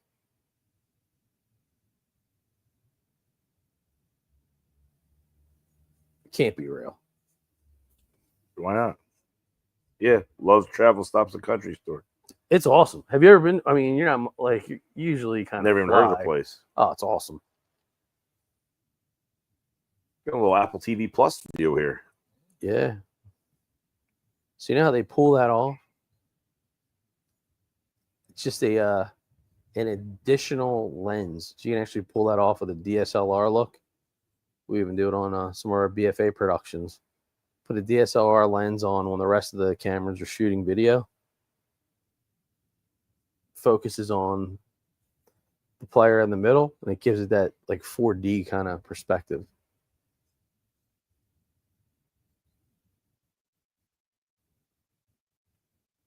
Yeah, so Gill, we're staying at we're going on a big camping excursion with the fifth wheel camper coming up the end of next week. And our first stop for a travel day. So like travel day, you try not to drive more than 5-6 hours, but Love's actually rents out places at some of their truck stops specific for RVs that you can park and sleep there overnight. And where's that? That's going to be in Virginia. Right on the interstate. Yeah, I never heard of Love's. Yeah, it's it's like a Wawa for trucking and RVing. It's like a Cracker Barrel. You get a little breakfast there. You can shower there. Oh, Like, Buddy Kennedy with the stretch. let's go, BK. Top. Yeah, so this Love's thing, you can actually go on an app, and a lot of truckers do it because they can only be on the road for like 11 hours a day, I think is the law. So since they're always on the road, a lot of them will sleep in their truck. But in order to shower, do that kind of thing, make a reservation, you go. Private shower area, comes in, whole thing like self-cleans it. Totally wild.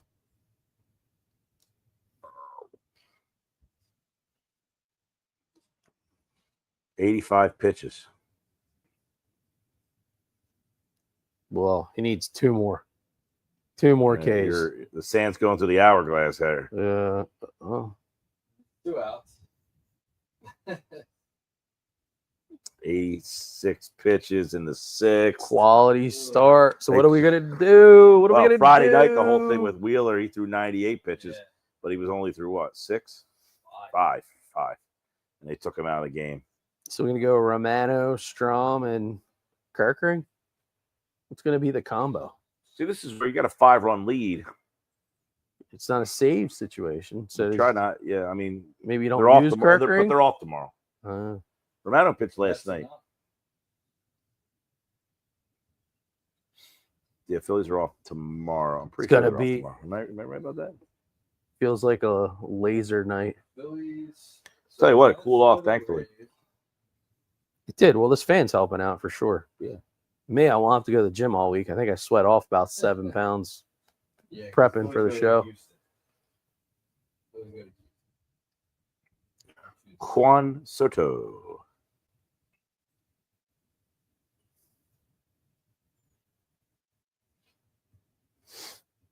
Oh, McConnell. That's a swing. On the swing. So if you had Soto's money and you wanted your jersey number, would you give a teammate an $80,000 Tahoe to get the number you wanted? I mean, That's what he did. that seems kind of cheap. Oh. 80 grand. I mean, for Low 600 million. What would you have asked for? What kind of car would you have asked for? I'm not a big car guy. Could care less. Okay, so if anything, Soto comes in, he says, "Hey, Gill, What do you want? I want your number," and you're like, "Okay, you can have my number, but you got to give me."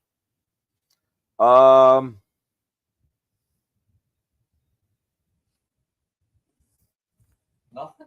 I'm just not a materialistic person. I really could care less. Well, figure it's somewhere Couple between. bucks? Figure it's 80 grand. yeah, like, just So- give me 80 grand. I mean, I don't need something that you need to get me. So are you getting? So Nugs, are you Just taking showing how- cash? Just an hour. Yeah, I can't watch it. It's terrible. I'm having PTSD. Being a guy who blew out his Achilles, I don't want to see that. So Nugs, what do you? Is that strikeout number 6? You got Soto. Oh 6. yes. How many? So what are you taking, Nugs? What? With the Soto comes in. You got What's his the number? number. He's like, Nugs, I want I want your number. 150K 150. You're doubling up. doubling it and a car of my choice. And a car. Yeah, that's fair. Yeah. He's the highest paid ever. Almost $1 billion. He could be your teammate, and you're bending him over. Yeah. I mean, For the number? What that number means? could maybe turn this whole thing into like a real man cave. Give me like a bunch of 85ers, maybe a movie screen. Yeah. See, that's thinking outside the box. I want a man cave. I want I to. just finished mine, by the way, pretty much. Did It's you? almost done. Good for you, man. Actually, that's what I would probably do is because we've talked about doing it before is getting a recording studio for podcasting video stuff off the in the backyard, like in its own soundproof area. We So- actually priced it all out, but currently Hang Loose Caboose makes a little bit more money than On the porch. on the porch. So, speaking of Hang Loose Caboose, Saturday we're going to be in Brigantine at the Farmers Market, 8 a.m. to noon. Stop by. So she is getting a studio to build more product. We are getting that done before the On the Porch studio. Nice. With good reason, because I think she's 5,000x over On the Porch. Good for her. Good for her. So I think I would want a property. I'd want like a 2-bedroom condo Oh, you want? somewhere near spring training. Okay. Can use it quarter after or a year after year. Maybe That still. might be more than. I mean, yeah, if you want to get me like a little beach cottage or something, that's another thing. Like, I don't Yeah, need but like it's not some more. crazy big No, house. I don't. I'm It's just, like $1 million That's really home. what I'm asking. yeah, but I'd still let them have equity in the property. Hey, why don't you buy us a condo? You take care of it doesn't matter. It's on paper, man. It's an investment. It's an investment. It's an investment. It's an investment. You give me 51% ownership of the property. You still keep 49% equity, and I'll live there. And then whenever you want to sell it, I'll take 51%. You take 49. You get the jersey. At that point, it's practically for free because you made your money back.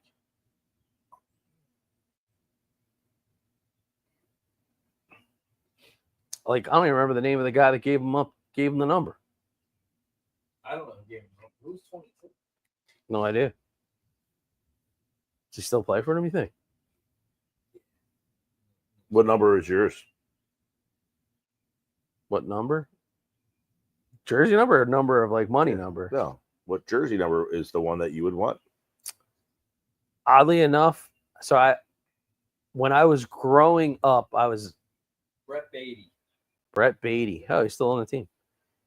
I was a 12 guy. He was a pretty highly ranked prospect. Yeah. I was a number 12 guy growing up on the baseball field. Growing up. What evolved was when I started coaching, my sons were kind of in that wheelhouse of Phillies World Series. That was kind of the time frame. So I switched my number to 55 because my son, who was a catcher, wore 51. Dude, you're on the air, camera one. The hell, that was terrible. Yeah, that was bad. My youngest son wore 51 because he was a catcher because of Chooch. Okay. So he was 51. My oldest son, big time second baseman, huge Brandon Phillips kid. So he wore 4. So I switched my number to 55 because it was 51 plus the 4. So my number was 55. Suarez. So I guess I'd go with 55, which probably would be available on most teams. Yes. No money exchanging there. What about you? What number? Number 9. Number 9. Number 9. And that was before Falls. So I even have more of a reason to want that retired. Just saying. Number 9. I had no rhyme or reason. I just wanted. I liked the number. My football number at Holy Spirit was 4. Everyone liked 8. Everyone liked 7. I was 4 for a little bit too, but 9. Single-digit football player numbers that a violation in pro football? Oh, like with wide receivers and stuff? Like, yeah, you got like defensive linemen wearing like 0. Don't mind it at all. Don't mind it at all. Devontae, 6. Gill, what number was you? What number? 21. The Rocket. Yep. Pitcher guy. 21 in pretty much everything. I wore 29 in football 1 year. Football. It's funny as I'm saying that. I never remembered that I wore 55 when I used to play linebacker for the Galloway Mustangs. So my first football number was 55. And then the last number I really wore on the field was 55. That's crazy. I forgot McGill hasn't been pitching either for them. Yeah, I saw he got dropped in our fantasy league. Yeah, 21 I wore pretty much. In fact, I still wear 21. It's the one number that no kid is allowed to use. Well, I mean, we've been coaching long enough, our staff, that we kind of have our numbers. But well, it's funny because as the eras changed, the popular numbers changed. You had 27 was popular Trout. For a little while there with Trout. Get 99s now for the Judge fans. Yeah. My nephew wears 99. He's 11. He's a Yankees fan, my nephew. Ricky Vaughn. Oh, off the end of the bat. Sosa having a night. Turn back the clock. There you go. I should have gone 3 bases for Sosa. Would have crushed it already there, Nicky Nugs. Yeah. Still got a chance. So need a double. Need a double. First on the porch under the lights now. Yeah, lights come on. Picture looks good, actually. Yeah, if you're out there, we got a big audience. Appreciate everybody watching. Let us know where you're watching the game tonight. Are you on your porch? Are you watching inside? I mean, it was a little warm out earlier, but now it's a great night to be out on the porch. Yeah, maybe a campground site. Where are you guys watching? Let us know in the comments section. Sosa, 3 for 3. He needs the triple for the cycle. Will Sosa Wow. get the cycle? So you should have tried to leg that one out there. That's the hardest part, man. The triple. Rolling on. He's having PTSD. Oh, Marsh is up there pinch hitting. Oh. Back. Oh, God. Played him perfectly. Oh, you got the runner over. I throw. Got the runner over. Productive. Got no problem with that. Good job by Sosa taking right off on the pitch. Rojas. Oh, who was he hitting for? What's it for Kennedy? Yeah, buddy. Right? So they're going to move Kemp they're gonna over move to Kemp first. back to first. That's an interesting move. I figured he was hitting for Rojas. So did I. But with 2 outs, is there anybody else that you want up? Kepler could have came up here, I guess. But Marsh is just not very good in center field. Oh, God. The polar bear doing a little dance. OKC now, 5-point lead, 6.5 to go in the first half. Ooh. Oh, come on, man. What's up, man? What's up? 5-0 Phil, bottom 6, 2 outs, runner up. Johan Rojas at the dish.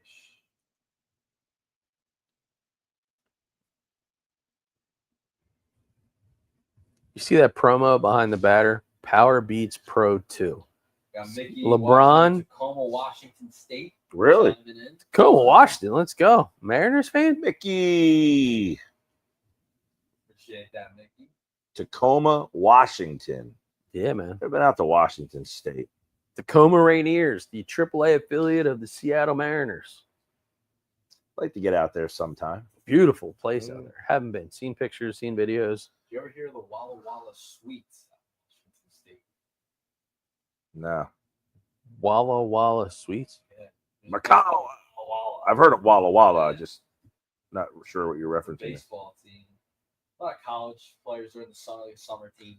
You ever been to Newport, Rhode Island for the Newport Gulls, Yo, that the Sunset League?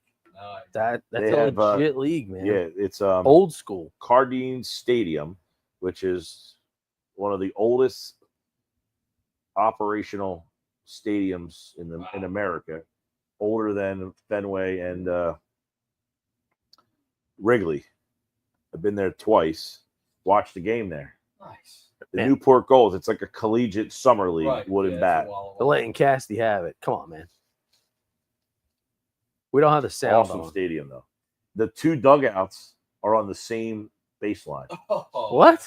Yeah, Why? What's it called? Cardine Stadium. It's called There's Newport, a shocker. Rhode Island. Rojas popped up. So coming up this week, July 19th, everybody, we're going to give you a little insight on where you guys can come out and join on the porch. July 19th, Phillies, Angels. Take a look. What's up, everybody? Mike Gill on the porch is coming to Myers Lighthouse. Yeah, July 19th. It's a Saturday game. It's Phillies Angels, and we're going to be right here at Myers Lighthouse in Ocean View.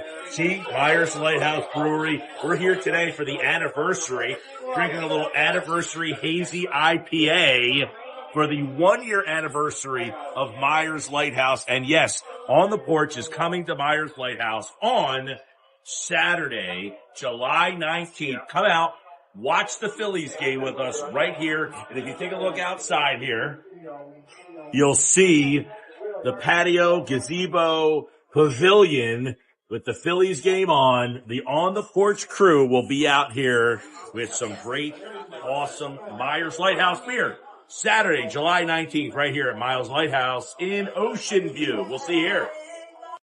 What's up, everybody? Mike Gill on the Porch is coming to Myers Lighthouse. Yeah, July 19th.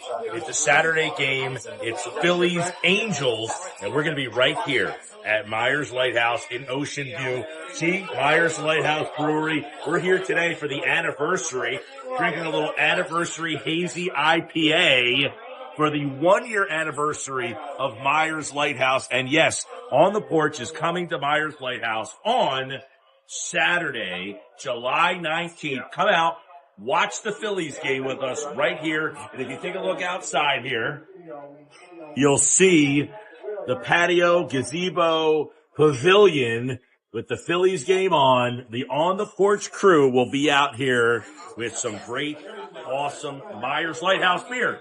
Saturday, July 19th, right here at Myers Lighthouse in Ocean View. We'll see you here. So there you go, everybody. Myers Lighthouse, July 19th. Stop out. There's a little view of the outdoor patio pavilion. We'll be there all set up, watching the game, having some Myers Lighthouse brews. Saturday, July 19th. It's a 6 o'clock start against the Angels. Looking forward to that. Yeah. Shout out to Mickey Delaney from Old Tacoma, Washington. Hit us up on Facebook, too. By the way, Foxy, watching at home on the couch, got the Phillies, the Porch, playing the show. Oh, a little show. Man, that's a lot of really multitasking. multitasking, man. Is that the new Foxy. one? Now, Foxy, I got to know, is that the new one? Foxy, you got to join us at Myers, by the way. July 19th, Foxy. The new show? Yeah, the new one. The show with Adley on the cover, Ellie's on the cover, all the young players. I got to know, what cover? Well, by the way, Luzardo back out there. 95 pitches, probably his last inning. How many strikeouts he had? He's got 6. we're sweating it. Sweat the bet. Could end right here. We need it. 95. This would be his last inning. Oh, that's not a good start. Not a good start. 2-2. And he's got the NBA on. He just chimed in. That's a setup. Man, Setup. Foxy can handle a lot of things going at one time. Right. Tablets, laptops. Totally. I will.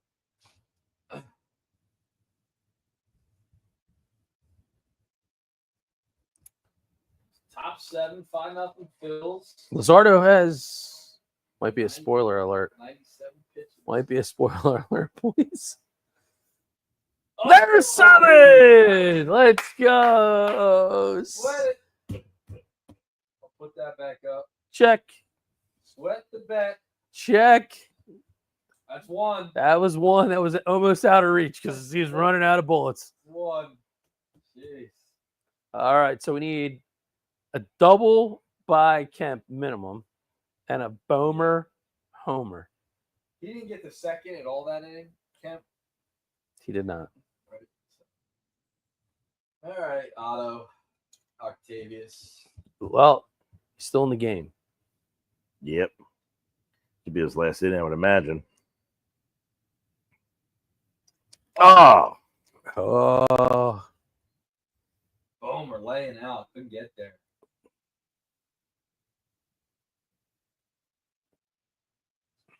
Imagine if he would have had the mic on still.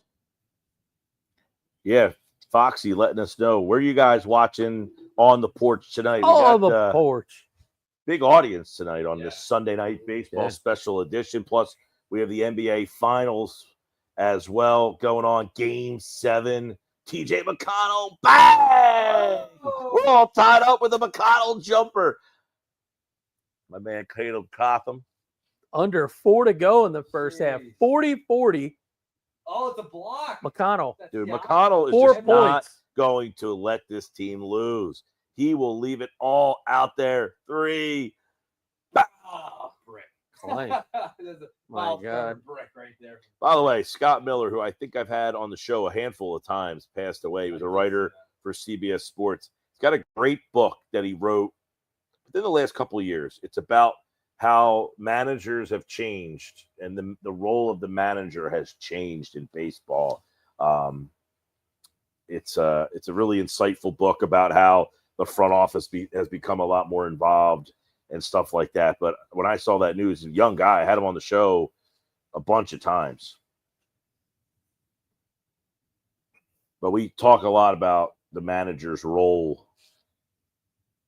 A lot of people always, want to blame Topper I always say, to me, I don't blame Topper or give him a lot of praise. He's kind of insignificant. The managers, sadly, are kind of insignificant in today's baseball. But what I do give Topper credit for, I think, is he sets a great culture.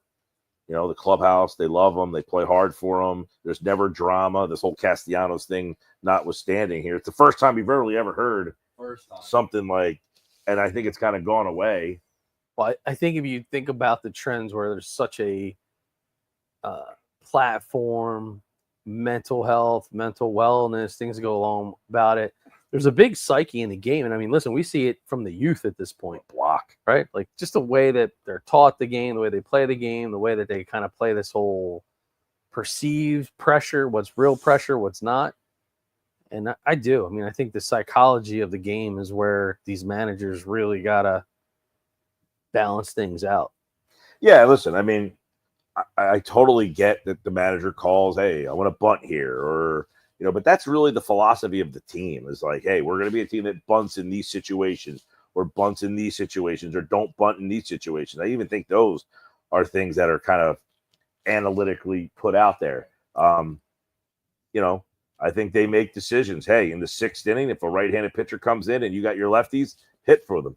I think those are things that he doesn't really per se, this is my way or the highway. I think that's an organizational philosophy of. Yeah, there's a lot of prescriptions. Very like, if this happens and we would prescribe do X. Now, he still has the choice, but. Choice of what? If he wants to stick with the prescription wholeheartedly, or does he kind of. I don't know about it. Well, I mean, if he goes off, then he's going to answer for it.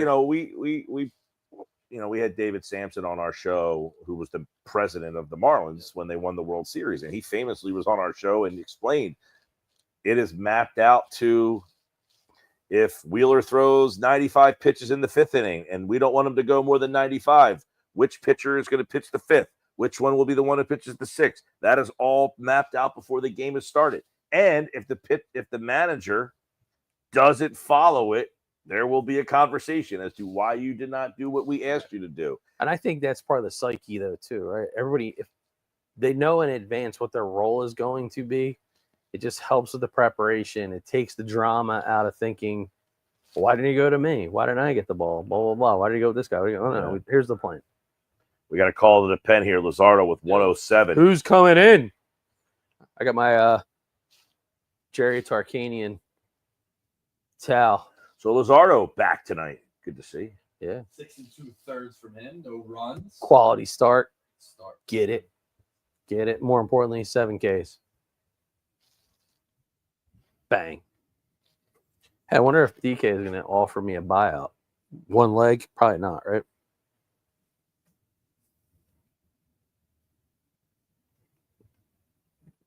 Bang. Bye-bye. Ba-ba-ba-ba. We got a ball game. We do. Final stuff. Let me tell you.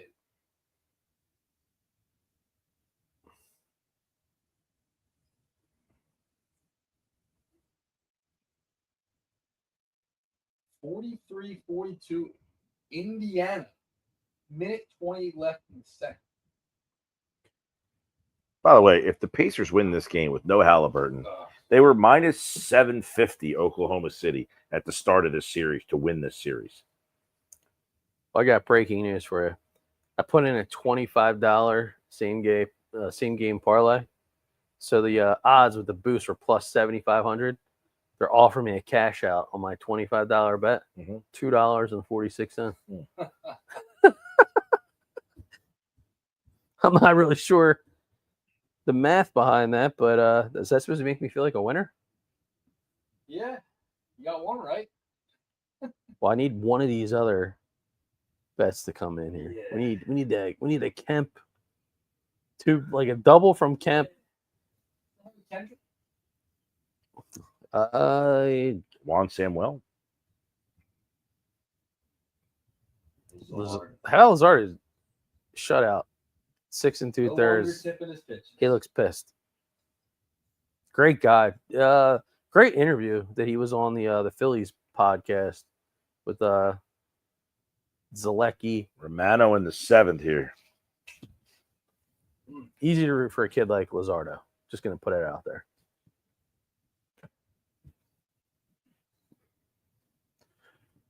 Wow.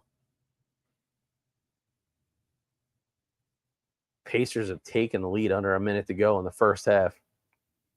Dude, McConnell, I don't think's left the game. You play all. No doubt. No doubt he's going the rest of the way. And the foul. Hartenstein's beast. Romano. Is that really what we want to see? Is him flailing his arm? Like, should be loose there, pal. He's just a quirky dude. He's got all sorts of OCDs. We're talking about numbers you'd pay for. 68, probably not a lot of need to get an offer on that one. No need offer for 68. The big Romano guy when he was in Toronto, though, he was really good. So if you go around the Phillies, how many numbers are actually ones you would have to probably play? Let's make a deal for us. You got Real Muto behind the plate, 10. Backed up on that, jeez. So 10, is that a number? I mean, if it's not 21, I really don't want it. 28? Boom. Yeah. Chances of somebody saying, oh, yeah, that's my number. Big time player.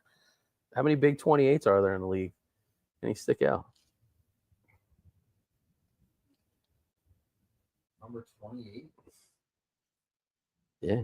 Sounds like a bad running back. How about 7? Got to be more than a few 7s. Yeah, Trey Turner. Baseball is a 7 number. Like football, definitely 7. Baseball, 7? I don't know.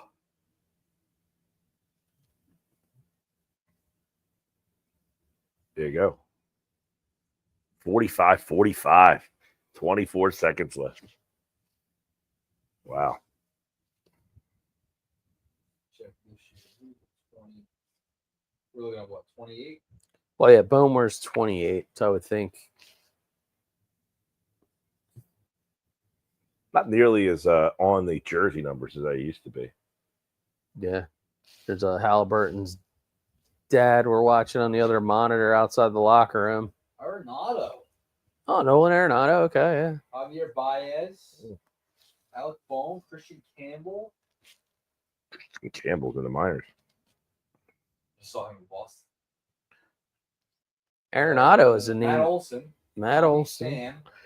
Do you know who? Well, it's decent 28s on there. Nolan Arenado could be a guy that potentially could end up somehow on our team, but if he does, I guess Bohm wouldn't be on it anymore.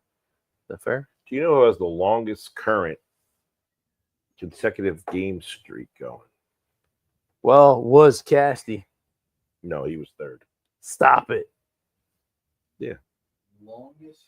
There's a guy right now who has over 700 consecutive games. It's George Springer? No. 48-47 halftime. 700 consecutive games. I think it was like 781, maybe. I heard this. And there's another guy. So Cassie was third. I would say Nolan Arenado would be up there. I know we just said his name, but he is a guy I feel like that would potentially be up there. It's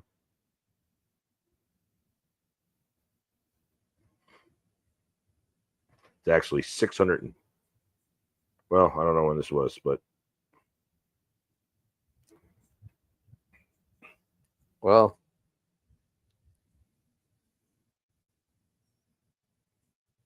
there's some big time players that have missed a lot of games. How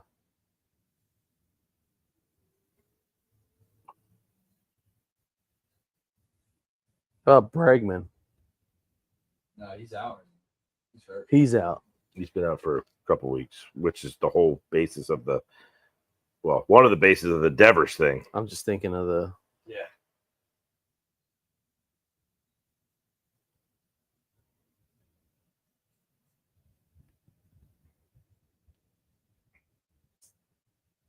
I don't know. There's Frankie 2 scoops. Yeah. He'd have to play 12 and a half more seasons without taking a day off, this guy, to get Ripken's record. And he would be 43 years old at that time. Jeez.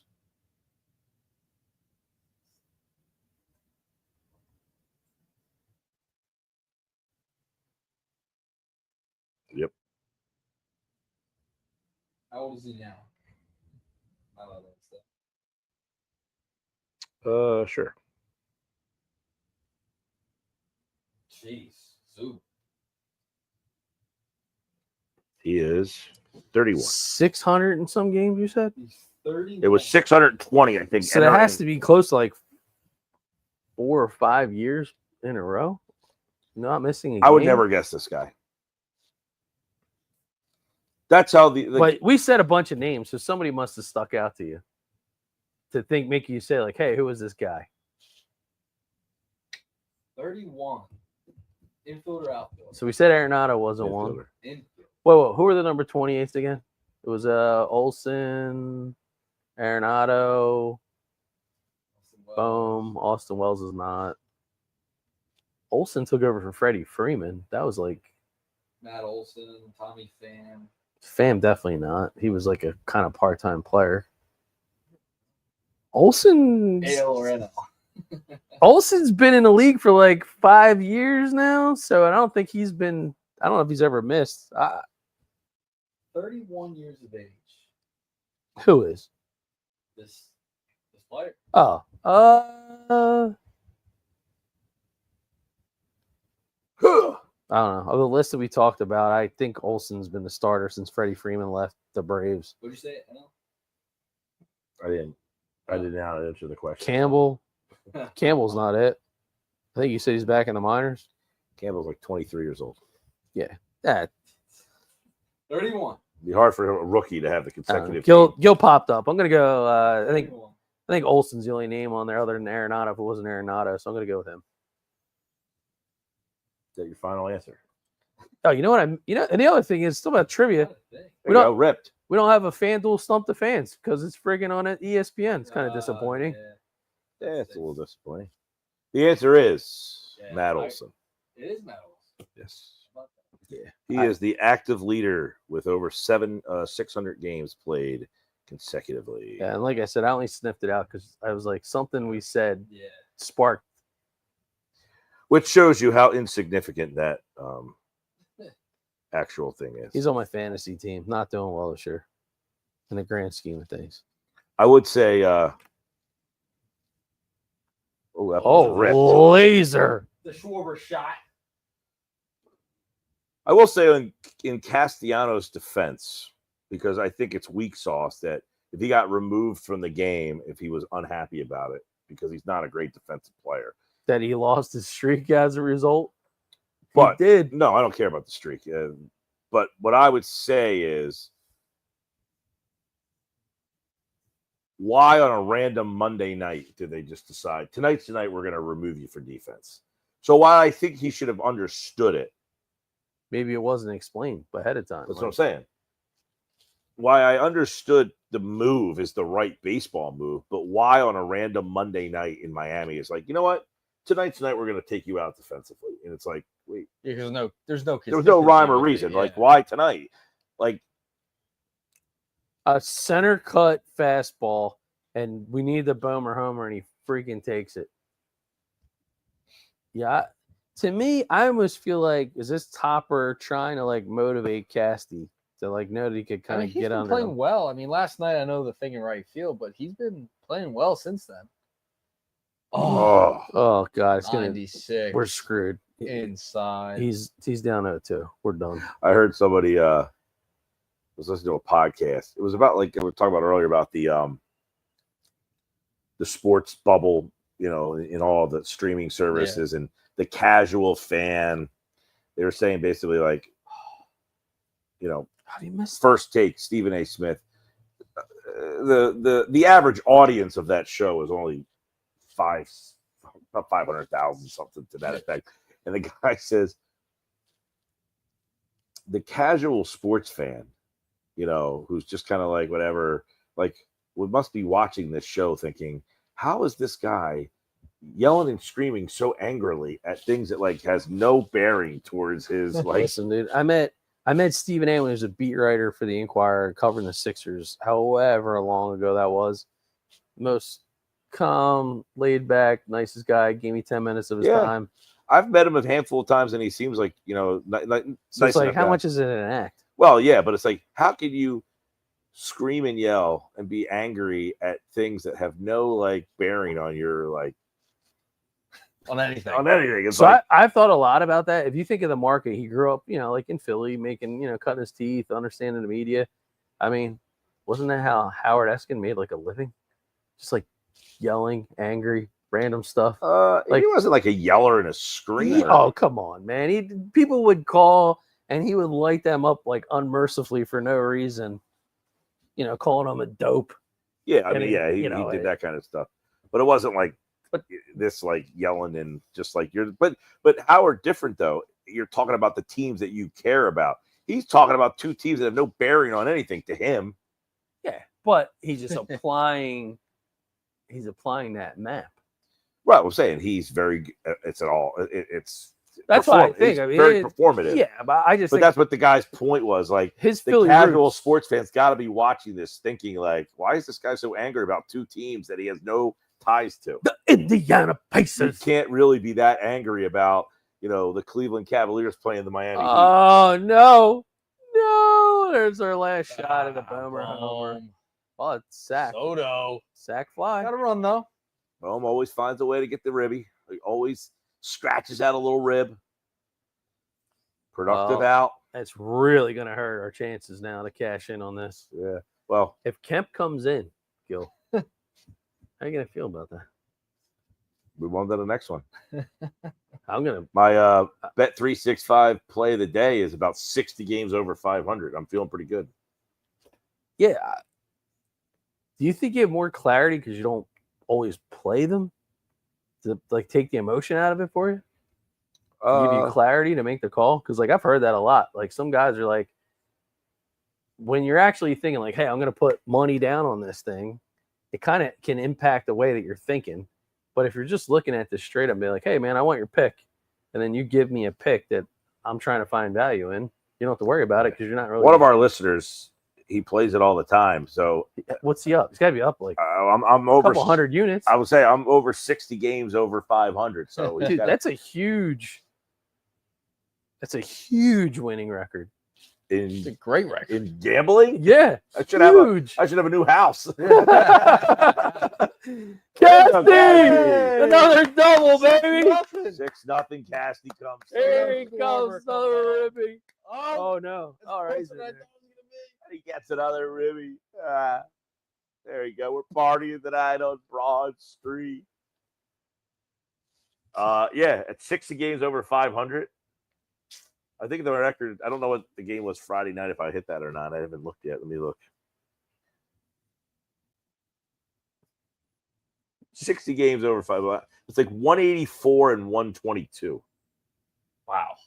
It's a great record. Look at Dusty waving him. And I hit the game on Friday night. Seattle Storm against the Vegas Aces. Strong. JT. Yeah. Real Muto. We could. Oh, man. So every game in this series going to be a blowout? Well, the Phillies bullpen still has to get true. Shouldn't 6 out. This kid pitching looks like he belongs in the South Jersey South Shore Baseball League. I want to thank you for the Jerry Tarkanian starter kit that you gave me tonight. Unnecessary. I don't need it. It's helped me keep cool, though. I've been cool. Yeah, this kid pitching. Oof. Good pitch. How tall is this kid? Like 5'9"? He's not a Zuber.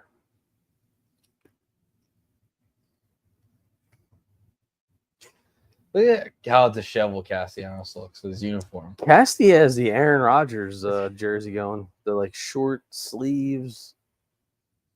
5'11". is what he's listed as. Zuber. Oh, That's On the layoff there, That's a JT. 50-50. 95. You're not seeing that in the South Jersey South Shore Baseball League. No. You get a couple guys pumping 90s, though, right? Yeah, there are. Sometimes you get a couple of recent college grads that still are looking to stay sharp, Checking, maybe man. find their way into indie ball.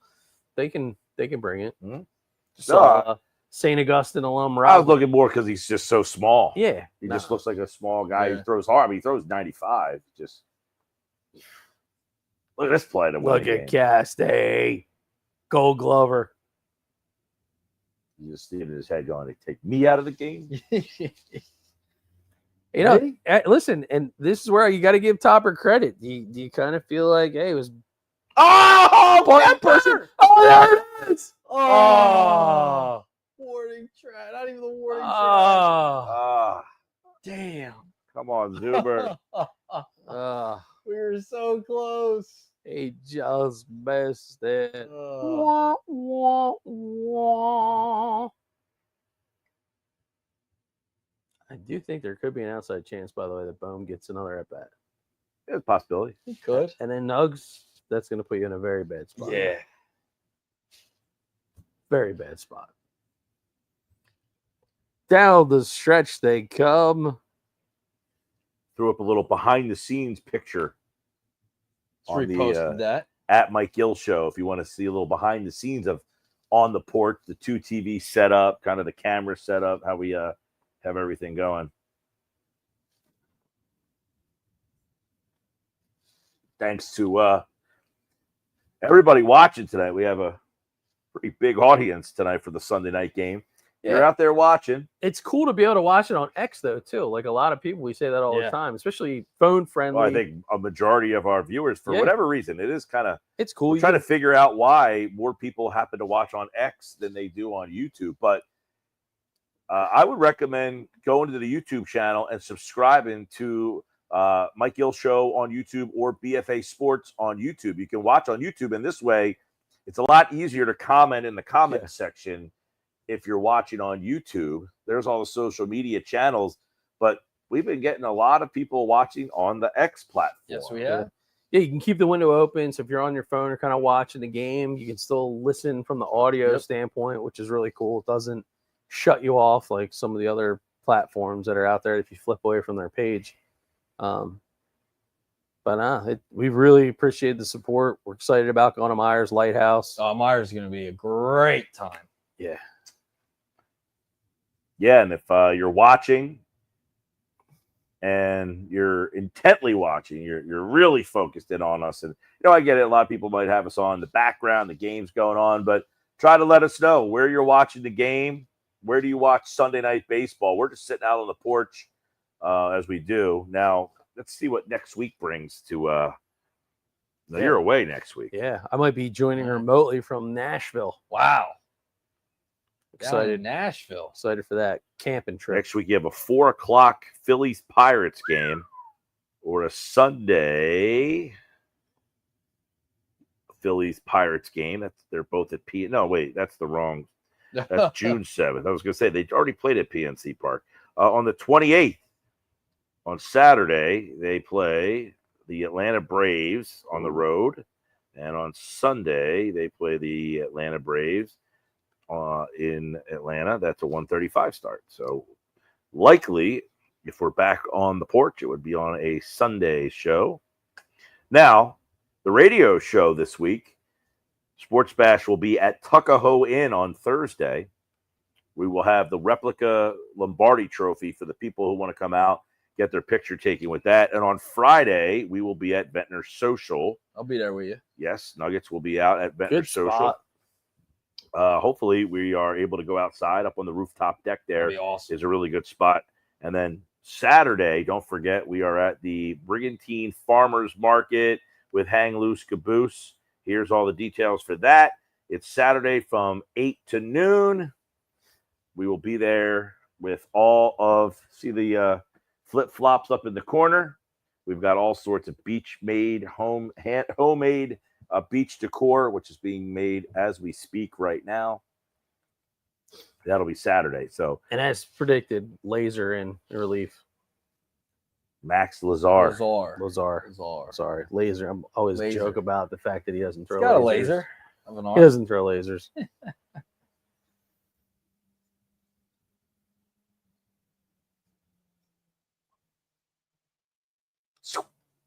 '96. There's another Turner. missile. Bare hand. Oh, And you want he that. got him. You want him to play left center field. I do want him to play center field. wow. Hell of a play right there. That was a great play. Yeah, Got to that was- give credit where credit's due. That was a Anything big you play. say? I don't know if Turner makes that last year. Makes that Somewhere play. Bobby Oh, he's Dick- out.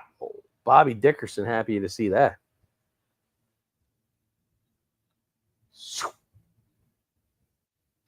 Look at Kemp making the stretch. He had Bohm at first base. He's out by a couple steps. There's 3 extra inches. Actually, Bohm's 6'5". Kemp's probably 5'11". So it's like 6-7 extra inches. 6'7". Lazar. Lazar picked up from The trash heap. no, I was trying to think of that team in the Tri-County League. Cape May Whalers. No, they're in the South Shore League. One of those like Vineland teams that has like a sponsor. That's a Tri-County League. That's what I said. Cartons Riggins. Yeah. Yeah. What are they called? Cartons Riggins. Cartons. Yeah, they're the crane rental company. Lazar picked up from Cartons. Cartons Riggins. Somewhere Coach John Triantos is smiling. He appreciates that. He'll probably clip that, put it out there. See, look, man, I was cracking up the one year in the All-Star game. They had like, cartons or something written on their jerseys. yeah. Joe's Auto Body. Is it a violation to have the team name as the actual sponsor? Oh, No, if you're trying to get people to give you money to sponsor Wow. your team. Oh boy. That's a that's cool. Yeah, but there's other ways you could do it. You can go, instead of the name on the back, you go sponsor name in that spot. You go logo on the arm. No. You can't have the team name. yeah, no, I think you do. What's the dollar amount for that? I don't care. $1,000. That's not worth it. Yeah, it is. $1,000. Nah. Come on, You dude. can do a GoFundMe on Facebook and collect that More than that. before you come up with the name of the business as the team name. They asked me to sponsor my son Drew started playing in the NABA League, South Jersey NABA, to kind of come back. He plays for the South Jersey Rays, and he's like, "Hey, I think BFA will sponsor this league." I'm like, "I've never heard of that." What is league. this league? It's like a men's league. Where'd on, he like, find it? Sundays? Just on- It's been around. It's been around for a Sunday while. Men's League? Yeah. So, Like over what? oh no, it's 18 and up, but Castay. There they you have a go. cast of characters. So he's catching. Team he's playing for, some of the guys I've known for a while, they have no pitching, and I'm like, if you don't have any pitching, and he's a catcher, I'm like, you know, he's like, yeah, we don't have any pitching. So What is it called? it's a South Jersey, it's a NABA league. It's a pretty well known actual league. It's been around for quite some time. Never heard of it. Yeah. Well, so he's in this league. They have no pitching. He was a catcher at St. Augustine. So all these guys are starting to get out of college now and kind of move on. So his buddy, Rob Reddy, just graduated from Charleston, University of, UNC Charleston. So he comes out. Their team was struggling. He mowed down 12 guys today, gave up 2 earned runs, and they got the W. Looks, I mean, Kudos to website's pretty like legit. I Oh, mean, yeah, no, dude. So who's in this league? It's a solid league. It's established teams from South Jersey. One of the teams,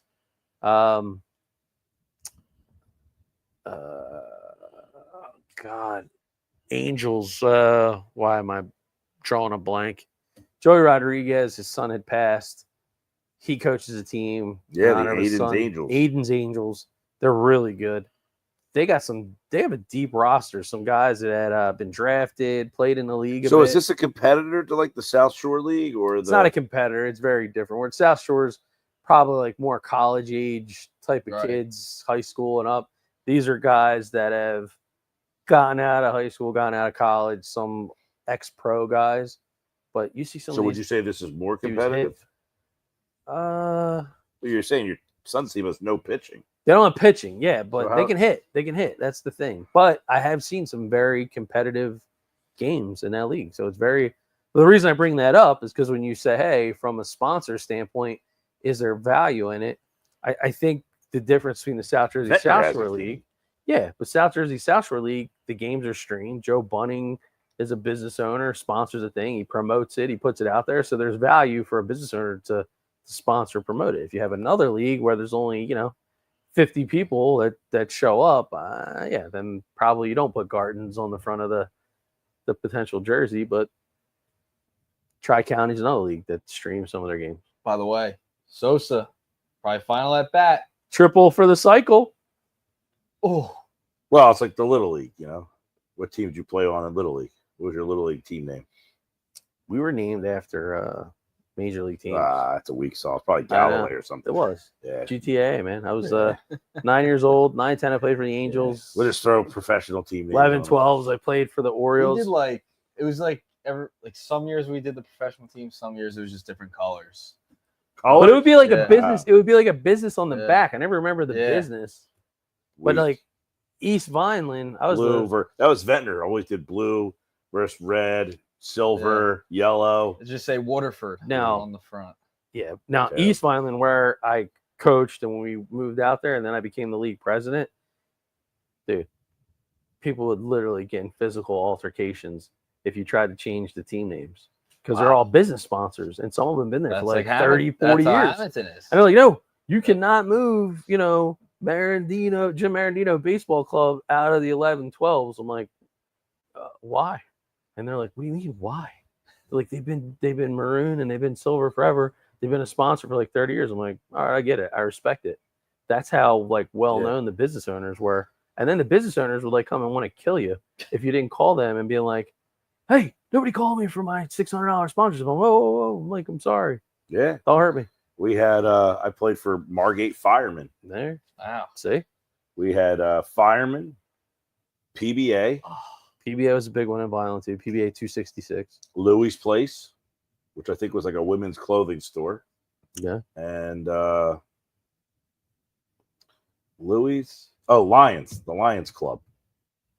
Yeah. They were the 4 teams in our Little League. Yeah. There were 4 teams. It was either like 4 or 5 every year, depending. Then you went to the senior league. We had Sacco Subs, Pythians, Sacco Subs, Log Cabin. Log Cabin sponsored a team. Wow. Yeah. Wow. And Pythians, Log Cabin, Sacco Subs, and who was the last team? Yeah, in East Vineland, the big clubs were Marandino Baseball Club, Shamrock Landscaping, Tri-City Kitchens. Who the heck was the last team? Was it Lieber Rich? Ooh, that goes back a ways. Lieber Rich might have been the last team. They were orange and blue. I played for Pythians. We had the baby blue and orange. Sweet. Yeah. I moved to Linwood. Kennedy Concrete was another big sponsor in East Vineland. My last 2 years, I moved to Linwood. I played for JCA, whatever the heck that was. And then we had Kiker Roofing. Kiker Roofing, wow. They were like the all-star sponsor for a couple of years, as I remember, too. Martin Photography. Yeah, we had TNF Photography and Bassetti Photo. That was the last one. Kiker Roofing, JCA, Martin Photography. I can't remember the other one. By the way, Sosa down on strikes. No cycle tonight. Bohm should get up again. Nope. Not with Rojas. Not with Rojas. No shot. I mean, he's Rojas got it, but they got to get to Turner, Schwarber, and then get to him. Man, it's an uphill battle. No, Oh my goodness, That's up. that was that up. was close. They thought they were going to throw the ball down the third. Oh, Boog Sciambi's doing the game tonight. Oh, it's because Ravitch did the college game. College, yep. Yeah. He could have made it from Omaha to Philly. Oh. Got there in time. Probably could've. It would have been cutting it close. I That don't game know. ended hours ago. That game was over. When did I get? I got to the porch at what, like 5:30? Nah, he would have never made it. No way. You don't think? A No charter way. flight from Omaha to No. Huh? No Ravitch way. called the game in Omaha today. Omaha to. To Philly. It's probably what, an hour, Eh, 2 I hours? got here like on the Two. porch 5:40. And the I don't game know. was It's- just ending. It's tough though, because the deal, Nah, man. It's like no way. pre-production and all the stuff that Yeah. goes along with it. You're not. You gotta leave the ballparks and track, Yeah. No. Now, if it got done at like lunchtime, like I 1 thought it o'clock, got over a little earlier. Nah. Listen, you could do Too what we late. do. Could have produced it remotely. Could have just called the could game. have did that. Could have Could done have it. Could have done it. did both games simultaneous. Did it from the bank. We'll be College doing. World Series from the bank. Listen, man. We'll be on Game Changer on Tuesday night. How about that? The street ball, world famous street ball series, New York versus New York, powered Woo! by Nike. When's this? We'll be at Rutgers Park on Tuesday night. Oh, that's gonna be awesome. Yeah, we were there for 3 games last Tuesday. It was supposed to be in Lincoln Park, and Mother Nature had a different opinion, but pretty awesome. That'll be awesome. Legendary. Yeah. We got a Got the Under Armour All American game coming up too.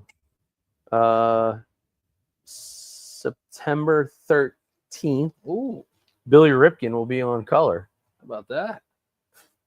Yeah. So stay tuned for more details. And then we're gonna have the prep baseball All American game at Lone Depot Park in Miami Yeah. on September 20th. About that. September 20th. Yeah. Wait a second. Did I know about that one?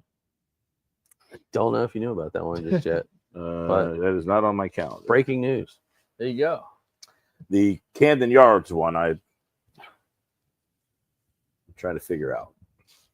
There you go. I have a little bit of a conflict that day. But And then working. the Nike EYBL Junior National Championships, 7th and 8th grade, July 16th and July 20th. Be a fun couple months. It's gonna be wild. All right, we're in the 9th. Top 9 for the Fightins. Yeah. Top 9. Here we go. Here we go. Strom in the close it out there, Doug. So he's in to close it out. Is this because it's a low leverage Yes, situation? absolutely. Well, yeah, it is what it is. Pinch hitter Hayden Singer. 0-2. Good start for Strom. So this right here, right? Do you change your strategy at all, knowing that you got to reset the table? You're down 6. So you're really up there free swinging, or are you trying to just get on base? Just get on base. Right? You're down 6 runs in the 9. Just my approach would be just find a way to get on base. Yeah. When I was coaching, that would always be the case. Like if we were in the hole a little bit, Yeah. I didn't care who was batting. I was like, listen, we need to get 2 on with nobody out. Yeah, we're down. If we can't get 2 on, nobody out, doesn't matter what we do. There's nobody We're who's going to done. hit a 6-run It's home over. run. I tried to go slider, left it up. Do the old school, get right on top of the plate. Yeah, let it hit you. Oh, yeah. Lean You're not into one. moving. Lean into one. You're not Like moving. Chase. Come on. Like Chase Utley used to do. Yeah. Lean into one. He would just turn. There it is. Slider in the dirt. Struck him out. Drum. Struck him on out of there. I mean, is that really a good look? The hair. Like, I'm all a fan of the long hair, but like, you gotta kind of have volume to the hair. Like, Strom looks like if he pulled his hat off, I he think might he's be doing the balding. Marsh thing. They're wetting it now. I don't get it. I don't know. All right, here comes the polar bear. Well, I think we got to keep in mind that the Mets have proven that they can rip off some power Did you bombs see that? quite quickly. Yeah. What the hell was that swing? He just kind of He's like, he's half swung, not like- even a half swing. he's I like, don't we even know want to what get that out of was. here. That's what he's Like, I'm saying. ready. All right, Let's get to go. Atlanta. Write it up. Get to Atlanta. We're done. Wow. That was up. That's up. That was up.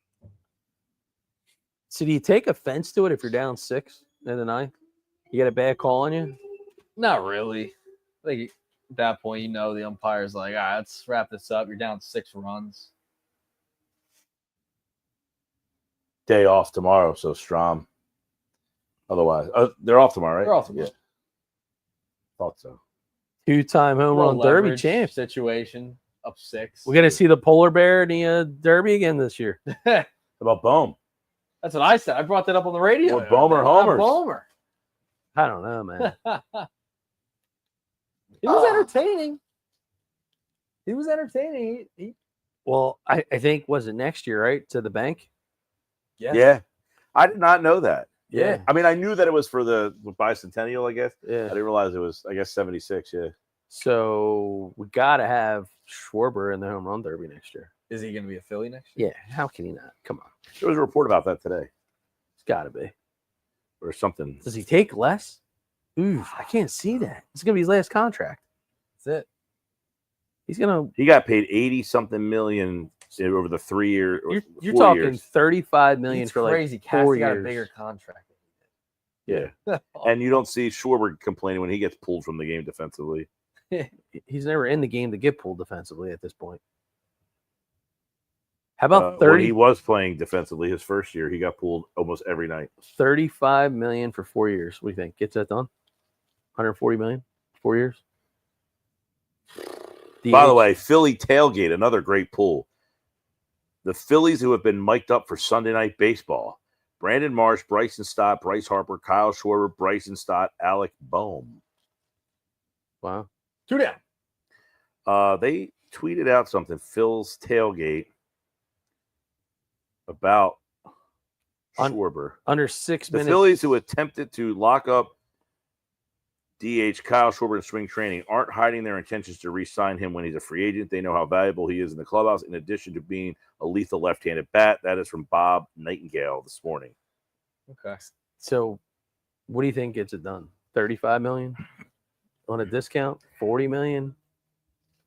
I mean, $40 million. I mean, he's looking at Turner and Harper saying you gave those guys $300 million. So he's looking at 4 years, $150 million minimum. Probably something Probably like that. something around that range, yeah. I mean, he's one of the best hitters in baseball. And, It's crazy. There's That's no interesting. extra Like, love. so do you think people around baseball, like you got Value. Soto, Ohtani, all these great top of the Final. top of the line hitters. Do you think people view Schwarber on the same level as them? It's so weird, right? Like production wise, it would be hard to argue against it. But he can't play you're not putting him in the field every game. No Ohtani in the field. But Ohtani, you're counting on him to pitch. Just now.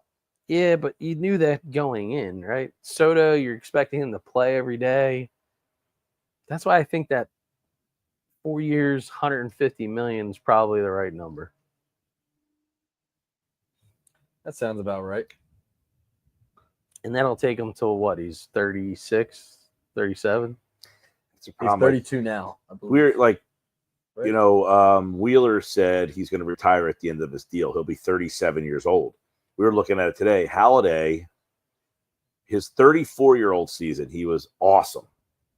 His 35-year-old season, he was just okay. And at then- 36, he was done. Yeah. That's what I'm saying. Like,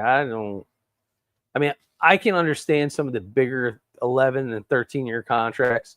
You're not really expecting these guys to truly give you return on investment with 30, 39. You're just putting the contract there because it's really the true sense of almost like an annuity, meaning like, okay, we can just stretch that out. We'll add on the cost, whatever it may be. Then they can probably transfer some money over because there's nothing. Listen, I think in some of these bigger deals, just like Ohtani, where Ohtani was upfront about, well, I'm pushing it off and it's going to be an annuity. It's going to be this deferred money. Some of these guys right now aren't willing to take deferred money, but when they know that they're done from a tax advantage standpoint, they're going to push these contracts back probably 6, 7, 8 years. Wow, look at that stat on SportsCenter. 21-3 the Phillies are when hitting multiple home runs this season. Yeah. Speaking of Schwarbarian, The Schwarbarian. they got him on the post-game SportsCenter. Yeah, just sign me. 4 years, $150 million, and I'll be back here at the Home Run Derby for the All-Star game next year. Yep. They got to have somebody in it. I mean, I'm buying all of his Perfect beer guy. for yards, so I'm hoping he doesn't go nowhere. Yeah, right. It's going to be hard to call it the Philly standard if he's not part of the standard. We got a 70-66 game. Game 7. Oof. 3.5 to go in the third. TJ McConnell. Do they do a post-game live show on NBC? Sometimes the Sixers do that after. Yeah. I don't think so. Not tonight, at least. But when the Sixers play national games. Well, we're the post-game show. We are. Right here on the porch. So take 2 or 3 from the Mets. Yeah, so you got no Scott Van Pelt tonight, by the way. Interesting. SVP. Are they doing the South Shore Tri-County All-Star game still? So they're not. It's going to be an in-house South Jersey South Shore game because of all the rainouts that they've had. The schedule's been a hot mess.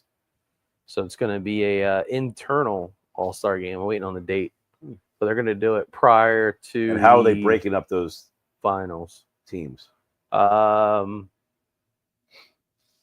a good question. I'm not 100% sure of the details on that this year. How many teams are in? There's only 11.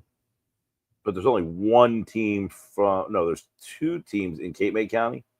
Yeah, the Cape May Whalers, and it's only one team. One. Cape May. I guess Ocean City is technically. Yep.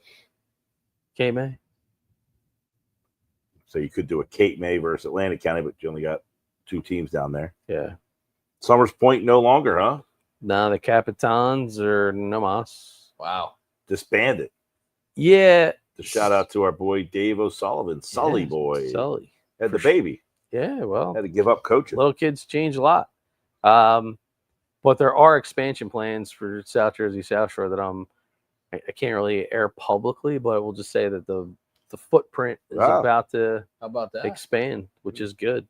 And a lot more of the local college coaches are getting on board to send their players in the summer to compete and play there. So you can kind of keep an eye on them. Guys can still work. The other thing that's great about that league too is they try to stay clear of the weekends, so these guys can kind of they generally play a pretty aggressive 4-day-a-week schedule, Monday, Tuesday, Wednesday, Thursday. Yeah, and it runs fast. It's only 8 weeks. Yeah, I saw that. Well, interestingly enough, because we share our field with Ventnor, Ventnor is playing very, very few home games this year. For I don't know the reason, but what's up the smoke in the Citizens Bank Park? They missed something. Yeah. Well, I know for a time, Lower Cape May used to have a team back in the old ACBL. Buna had a team. They have a team in this league, right? Buna does, yes. Yeah. You had Lower Cape May. Back in the day, Pleasantville had a team, the old Pleasantville A's. Remember them? Yeah. The challenge is for some of these older leagues, call it college/men, rightfully so, there's a premium put on the youth leagues. So when you have a run of bad weather, which we had for a couple weeks, the youth games take precedent. So then the men's league and the adult games end up getting bumped. And then they run into these kids are going back to college. So we got to try to finish the league, get all these games in, and it can create a little bit of chaos. So we have seen the occasional, doubleheader or makeup game on a Saturday or a Sunday. Trying to think. But yeah, Pleasantville had a team. Lower Cape May had a team. Yeah. I think you'll probably see a team soon from like either middle or maybe lower again. But there's a lot of talent we've been getting at the Atlantic Shore. We've been getting a lot more middle, lower. This year we even have a couple Wildwood kids. Wildwood's got a nice little group of kids. Surprised like upper doesn't have some team. One of the big prevailing challenges right now is that lacrosse is gaining popularity at the younger athlete level. So that starts to impact. It is. Little league numbers are still very strong, but when you get into like the Babe Ruth divisions and the senior league divisions and you move up to the big field, some of these guys are making a lot of quick decisions to say, hey, well, maybe I'll try this other sport. I'll maybe go in a different direction because it can feel, you see it. I mean, 13 years old for a lot of these kids. Well, our numbers at 13 are really big. It drops off afterwards. But, and this is where the South Shore League, I'm interested to see, like, because you're going after the, young college players? Upperclassmen, young college, yep. Are they getting the high school kids, I guess they're playing on these like showcase teams. Are they playing like the higher end high school player? Are they playing? Traditionally, what happens is once the high school player completes his recruitment circuit and he knows like, hey, I'm going to X college, then the conversation is, where are you playing your summer ball? Mm-hmm. And then they prefer that they end up playing in a league that they're competing against other at least college level kids. So then that's when they're like, oh, I want to go in the South Jersey South Shore League. And then they turn around and say, hey, most of our games are streamed. And that's the part that other people don't realize. All the games are streamed on Game Changer regardless. But then BFA, we come in and do probably somewhere between 10 and 15 games a year. And I've gotten text messages from like coaches like University of Arizona. Hey, do you have any other, video on this kid? Said UNC Chapel Hill. Hey, we really like this outfielder. Do you have other video? And it's kind of eye-opening, right, the way that something happens. Now, the other piece of it is it's different. Is a transfer portal. So you have kids that come back and they play, and they may be regional D2, D3 JUCO, and now you have coaches that have a lens and say, hey, this kid's now going to be, of age junior. We want to give him a shot. It's a win-win. Yeah, I'm interested to see, like, you got, once you've decided where to go to college, do you need to play in these showcase tournaments or anymore? You just want to play games now and stay sharp. But are they getting those kids? Those kids, they do tend to get. Because there's a lot of kids here who have already made college decisions. Mm-hmm. Are they on teams? Most of the time, yeah. Like, if you go through some of the rosters, there's a lot of commits. And I'm talking everywhere from D1 through JUCO. But generally, once they're done, I think the parents too. The parents see it's very expensive to go play showcase baseball. So what are you showcasing if you've already committed to a college? Now you're gonna have college expenses. And what other leagues are out there that they only charge the teams like $1,000 a team? Well, I would, so are they getting? At what age are they starting to get? 16. Right. So if you're a 16, 17-year-old, like junior-ish. High end. Yeah. Yeah, like usually some of the names that you'll see, like, over the last couple of seasons, like once, like Cole Campbell, the catcher from Mainland, like once he committed to NJIT, he had a little bit of an injury bug that was there, but he immediately shifted gears and wanted to get into, a league like this. Like Anthony Rackets plays at Newman. When he committed to Newman, he shifted over, wanted to play too for the Cardinals. Ocean City has quite a few of the Ocean City Red Raider players over the last couple of years that once they were committed to the college, then they decided to play in the South Jersey South Shore League. So it works. And again, they're smart about it because even if you're a kid that still wants to play showcase ball, they're doing tournaments on the weekends. This league is only during the week, so you can kind of do both. Yeah.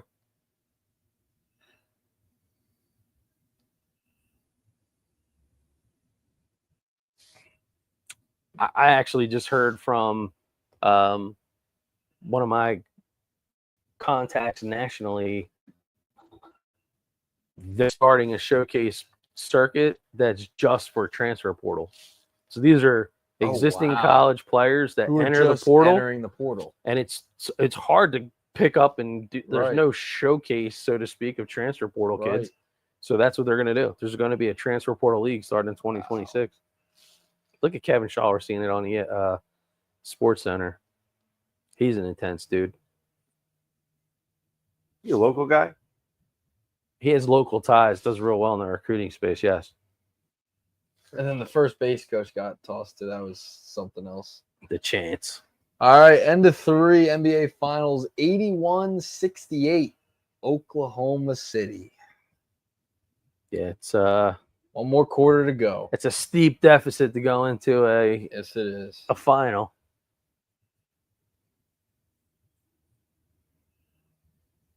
I mean, how much is Halliburton missing? I mean, I would imagine a lot, but I mean, Slow this is Game bleed. 7. These guys are just Slow like, hey, bleed. Just leaving it all out yeah. there. I mean, McConnell has given them everything and more.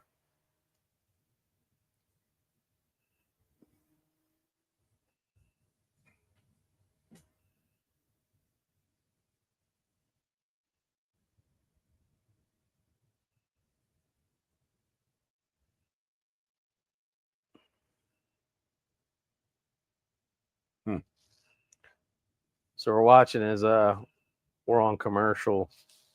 You see Cade Anderson and the LSU Tigers take the College World Series. So it begs the question, if you're Kevin Schnall, comes in, Coastal Carolina coach, you're already down 1-0. Is it really worth going that postal to get tossed in that spot knowing they're in an elimination I don't know that he spot? really deserved to get tossed for that. No. I mean, that early In the first inning of a game, I mean, come on. The umpire needs to. Does the umpire then have to give a little bit more kind of understanding, like Absolutely. what's at stake? Yeah. Absolutely. The guy said you missed 3 pitches. I mean, come on. Have some thicker skin. I mean, it's not a secret that you guys aren't getting 100% here. He's lucky that's all he told him. Well, how much? But After the fact. But how much are we seeing over the course of time? Or is it just because of the presence of social media and more cameras and more leagues? But like the umpire, their personalities seem to be more of a, I don't know. It's not like it's just a regular season. It's the championship game. Oh, the umpire falling down on the ground. For arguing balls and strike. Yeah. You can't toss a manager in a College World Series game. And then the That first early. base coach. Yeah. At that point. The first base coach is ridiculous. Yeah. Now, here's a question. He's ejected. Is he texting? Is there some method of messaging going on? I don't know. I mean, I Well, gotta think. I saw the guy with the iPad coaching there. I'm wondering if like he's an getting email? like Like instant airdropping? messenger or something. Yeah, something. I don't know if they're monitored in the NCAA. I don't know if they're monitored. Like we've done broadcast point blank, and they've asked us what's the delay on the feed, and I'm like, well, why does that matter? And they're like, there needs to be a 45-second delay on the feed. I'm like, okay, if you want it, then we'll make it. We'll make it happen. So I don't know if there's standards that I'm just like not aware of. The umpire going down is a joke. That's a not He top tripped 10. over the other Yeah, guy. the other Yeah. umpire. Just a shame, because in this situation, you're taking away from the Coastal Carolina kids. Yep. Because he's got to explain himself about arguing with an umpire.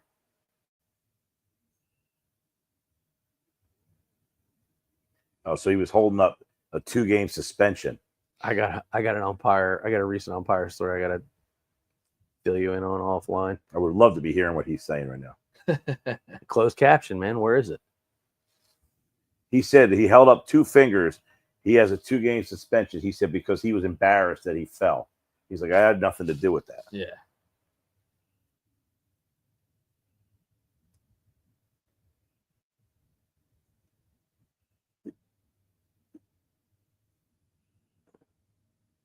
You could actually run that back. There you go.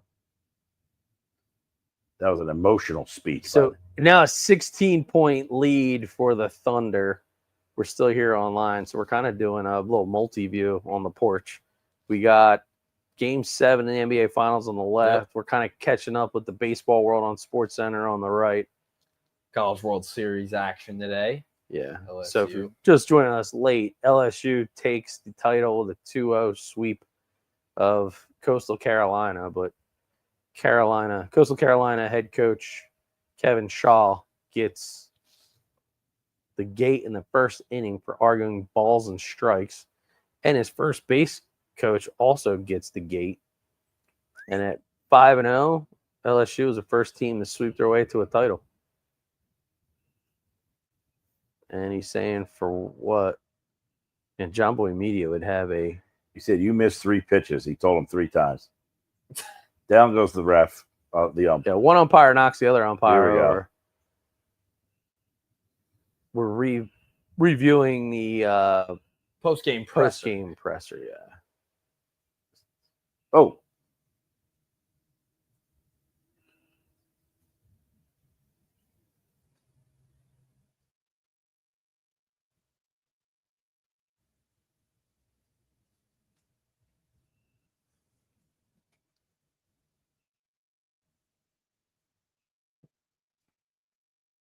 So Kevin Schnall is talking about his history going from being an assistant coach to a head coach. He's speaking very candidly. He's talking as assistant coach at this level. You're treated like a second-class citizen, which I can't believe he's actually saying this in a presser.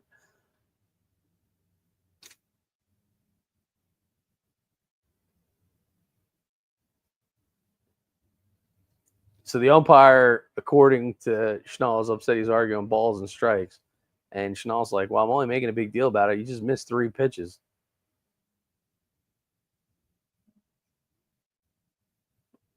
Some bad footwork by the umpire that fell over, which is why he fell over. Doing the tango. Yeah, he dropped steps to his left. He got right back. Come on. Went right back up.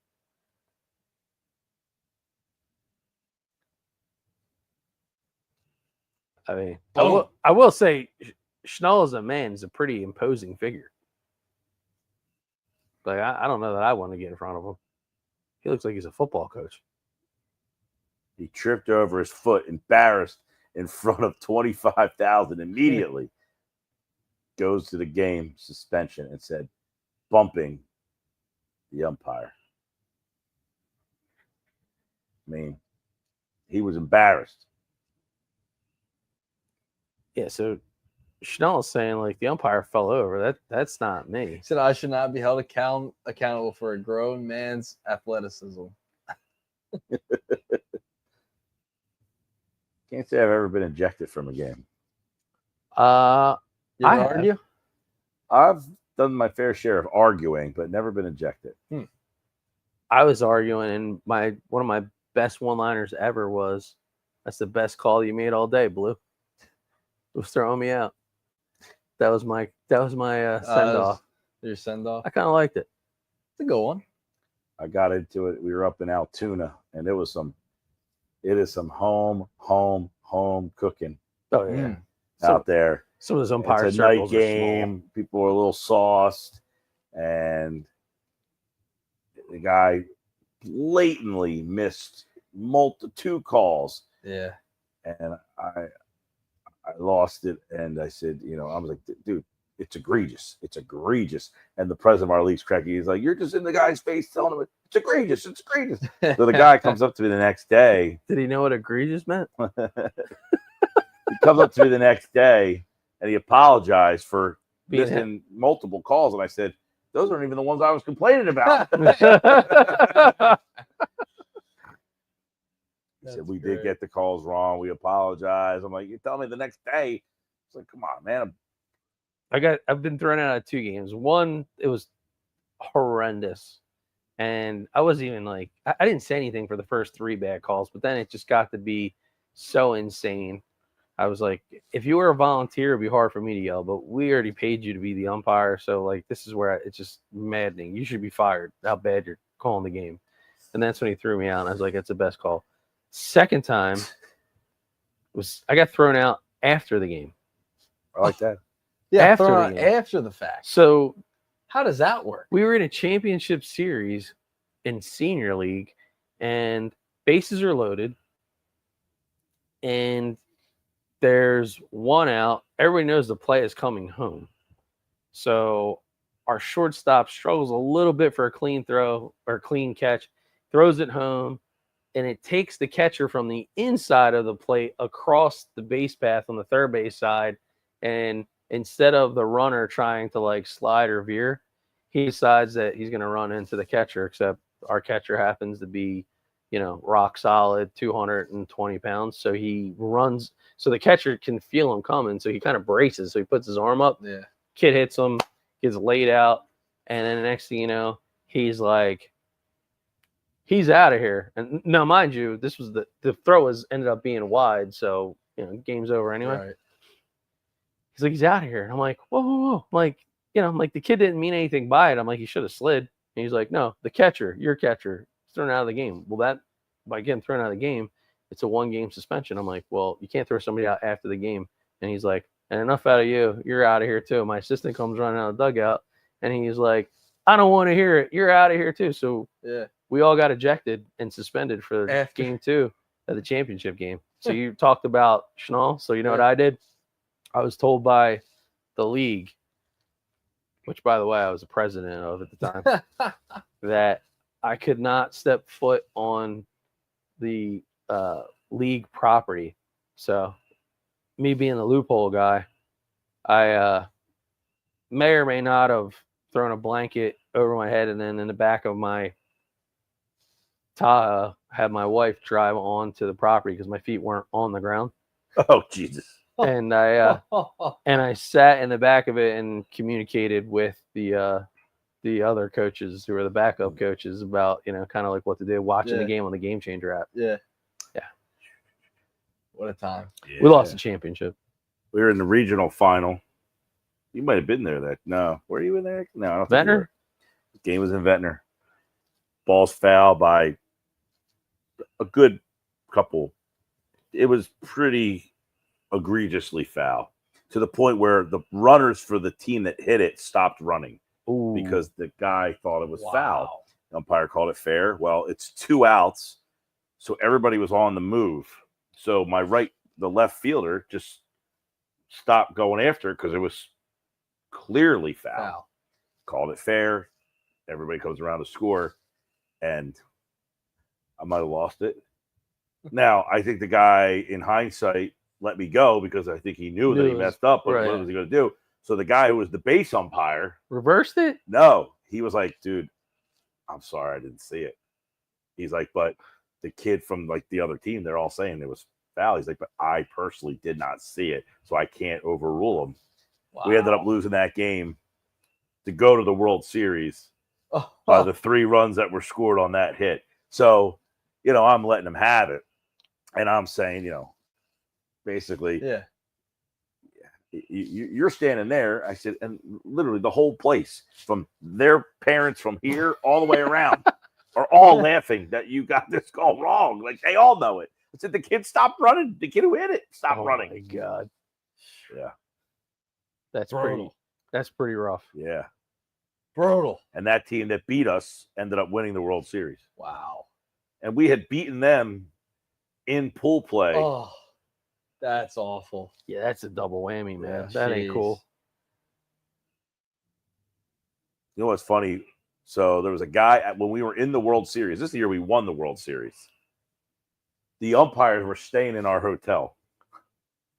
So, after your day's over, you go back to the hotel. A lot of teams there, the coaches hang out, have a couple pops. You're like, yeah, I'm The on my umpires are all sauce. sitting in the room Yeah. in the common area.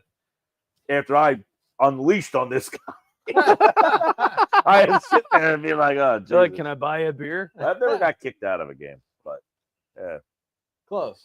Yeah. I'm sure there's times where my parents wish I had showed a little bit more. You used to watch me coach. I don't say two Yeah, words. you're pretty low key. Yeah, I don't say Yeah. 2 words. I usually bring some adult spring water to your game and just kind of There you go. hang out. Have a good time. Well, BFA, we did the state finals we did a couple of years ago in Yeah. Ventnor. That was a fun time. Yeah, Some of these fields though, man, are so tough to broadcast games on. Ventnor's really tough. You got chain link everywhere, and it's like Ah. 12 feet high. You can't get a Yeah. shot, and then you're not supposed to be on top of the dugout. Ventnor's really tough. But Margate's worse. Margate might be the worst, yeah. Awful. Yeah, Margate's rough. I mean, all of these, like, even Summers Point, which has a second floor broadcast area, it's down the third, it's There's- on the third baseline, so you're not seeing the field No. from the right angle. No, a lot of times you got to rely on the monitor. And sometimes, even when you're calling a game off the monitor, you're basically going off of the reaction of the players in the field.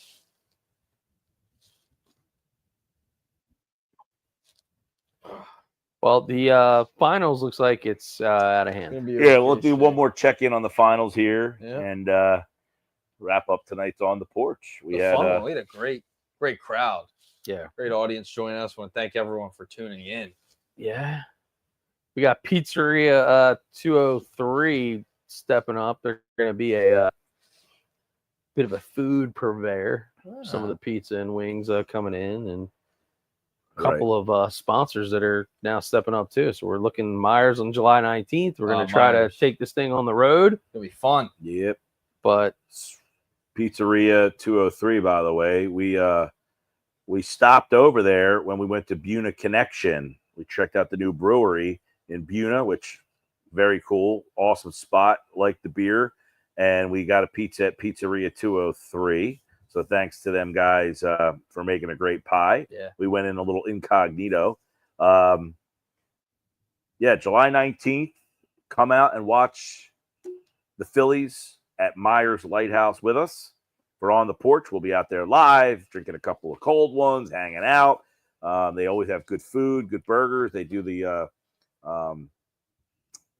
grill out there in the back. They have that whole area now that's all like AstroTurf, really cool. So that's July 19th. We'll be at Myers Lighthouse. If you know a place that would be a cool spot for us to go, reach out, let us know. We're looking to take on the porch to some more locations.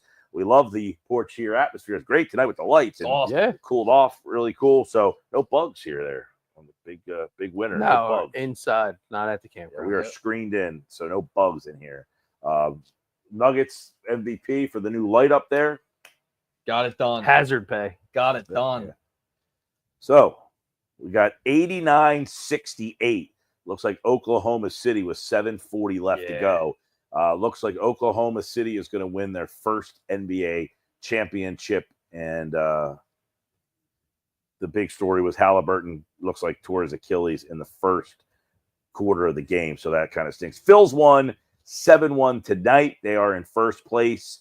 And, of course, they're off tomorrow. So, Yep, they got Houston on Tuesday in Houston. all right. Dougie Fresh. Nuggets. Nick Castellanos for president.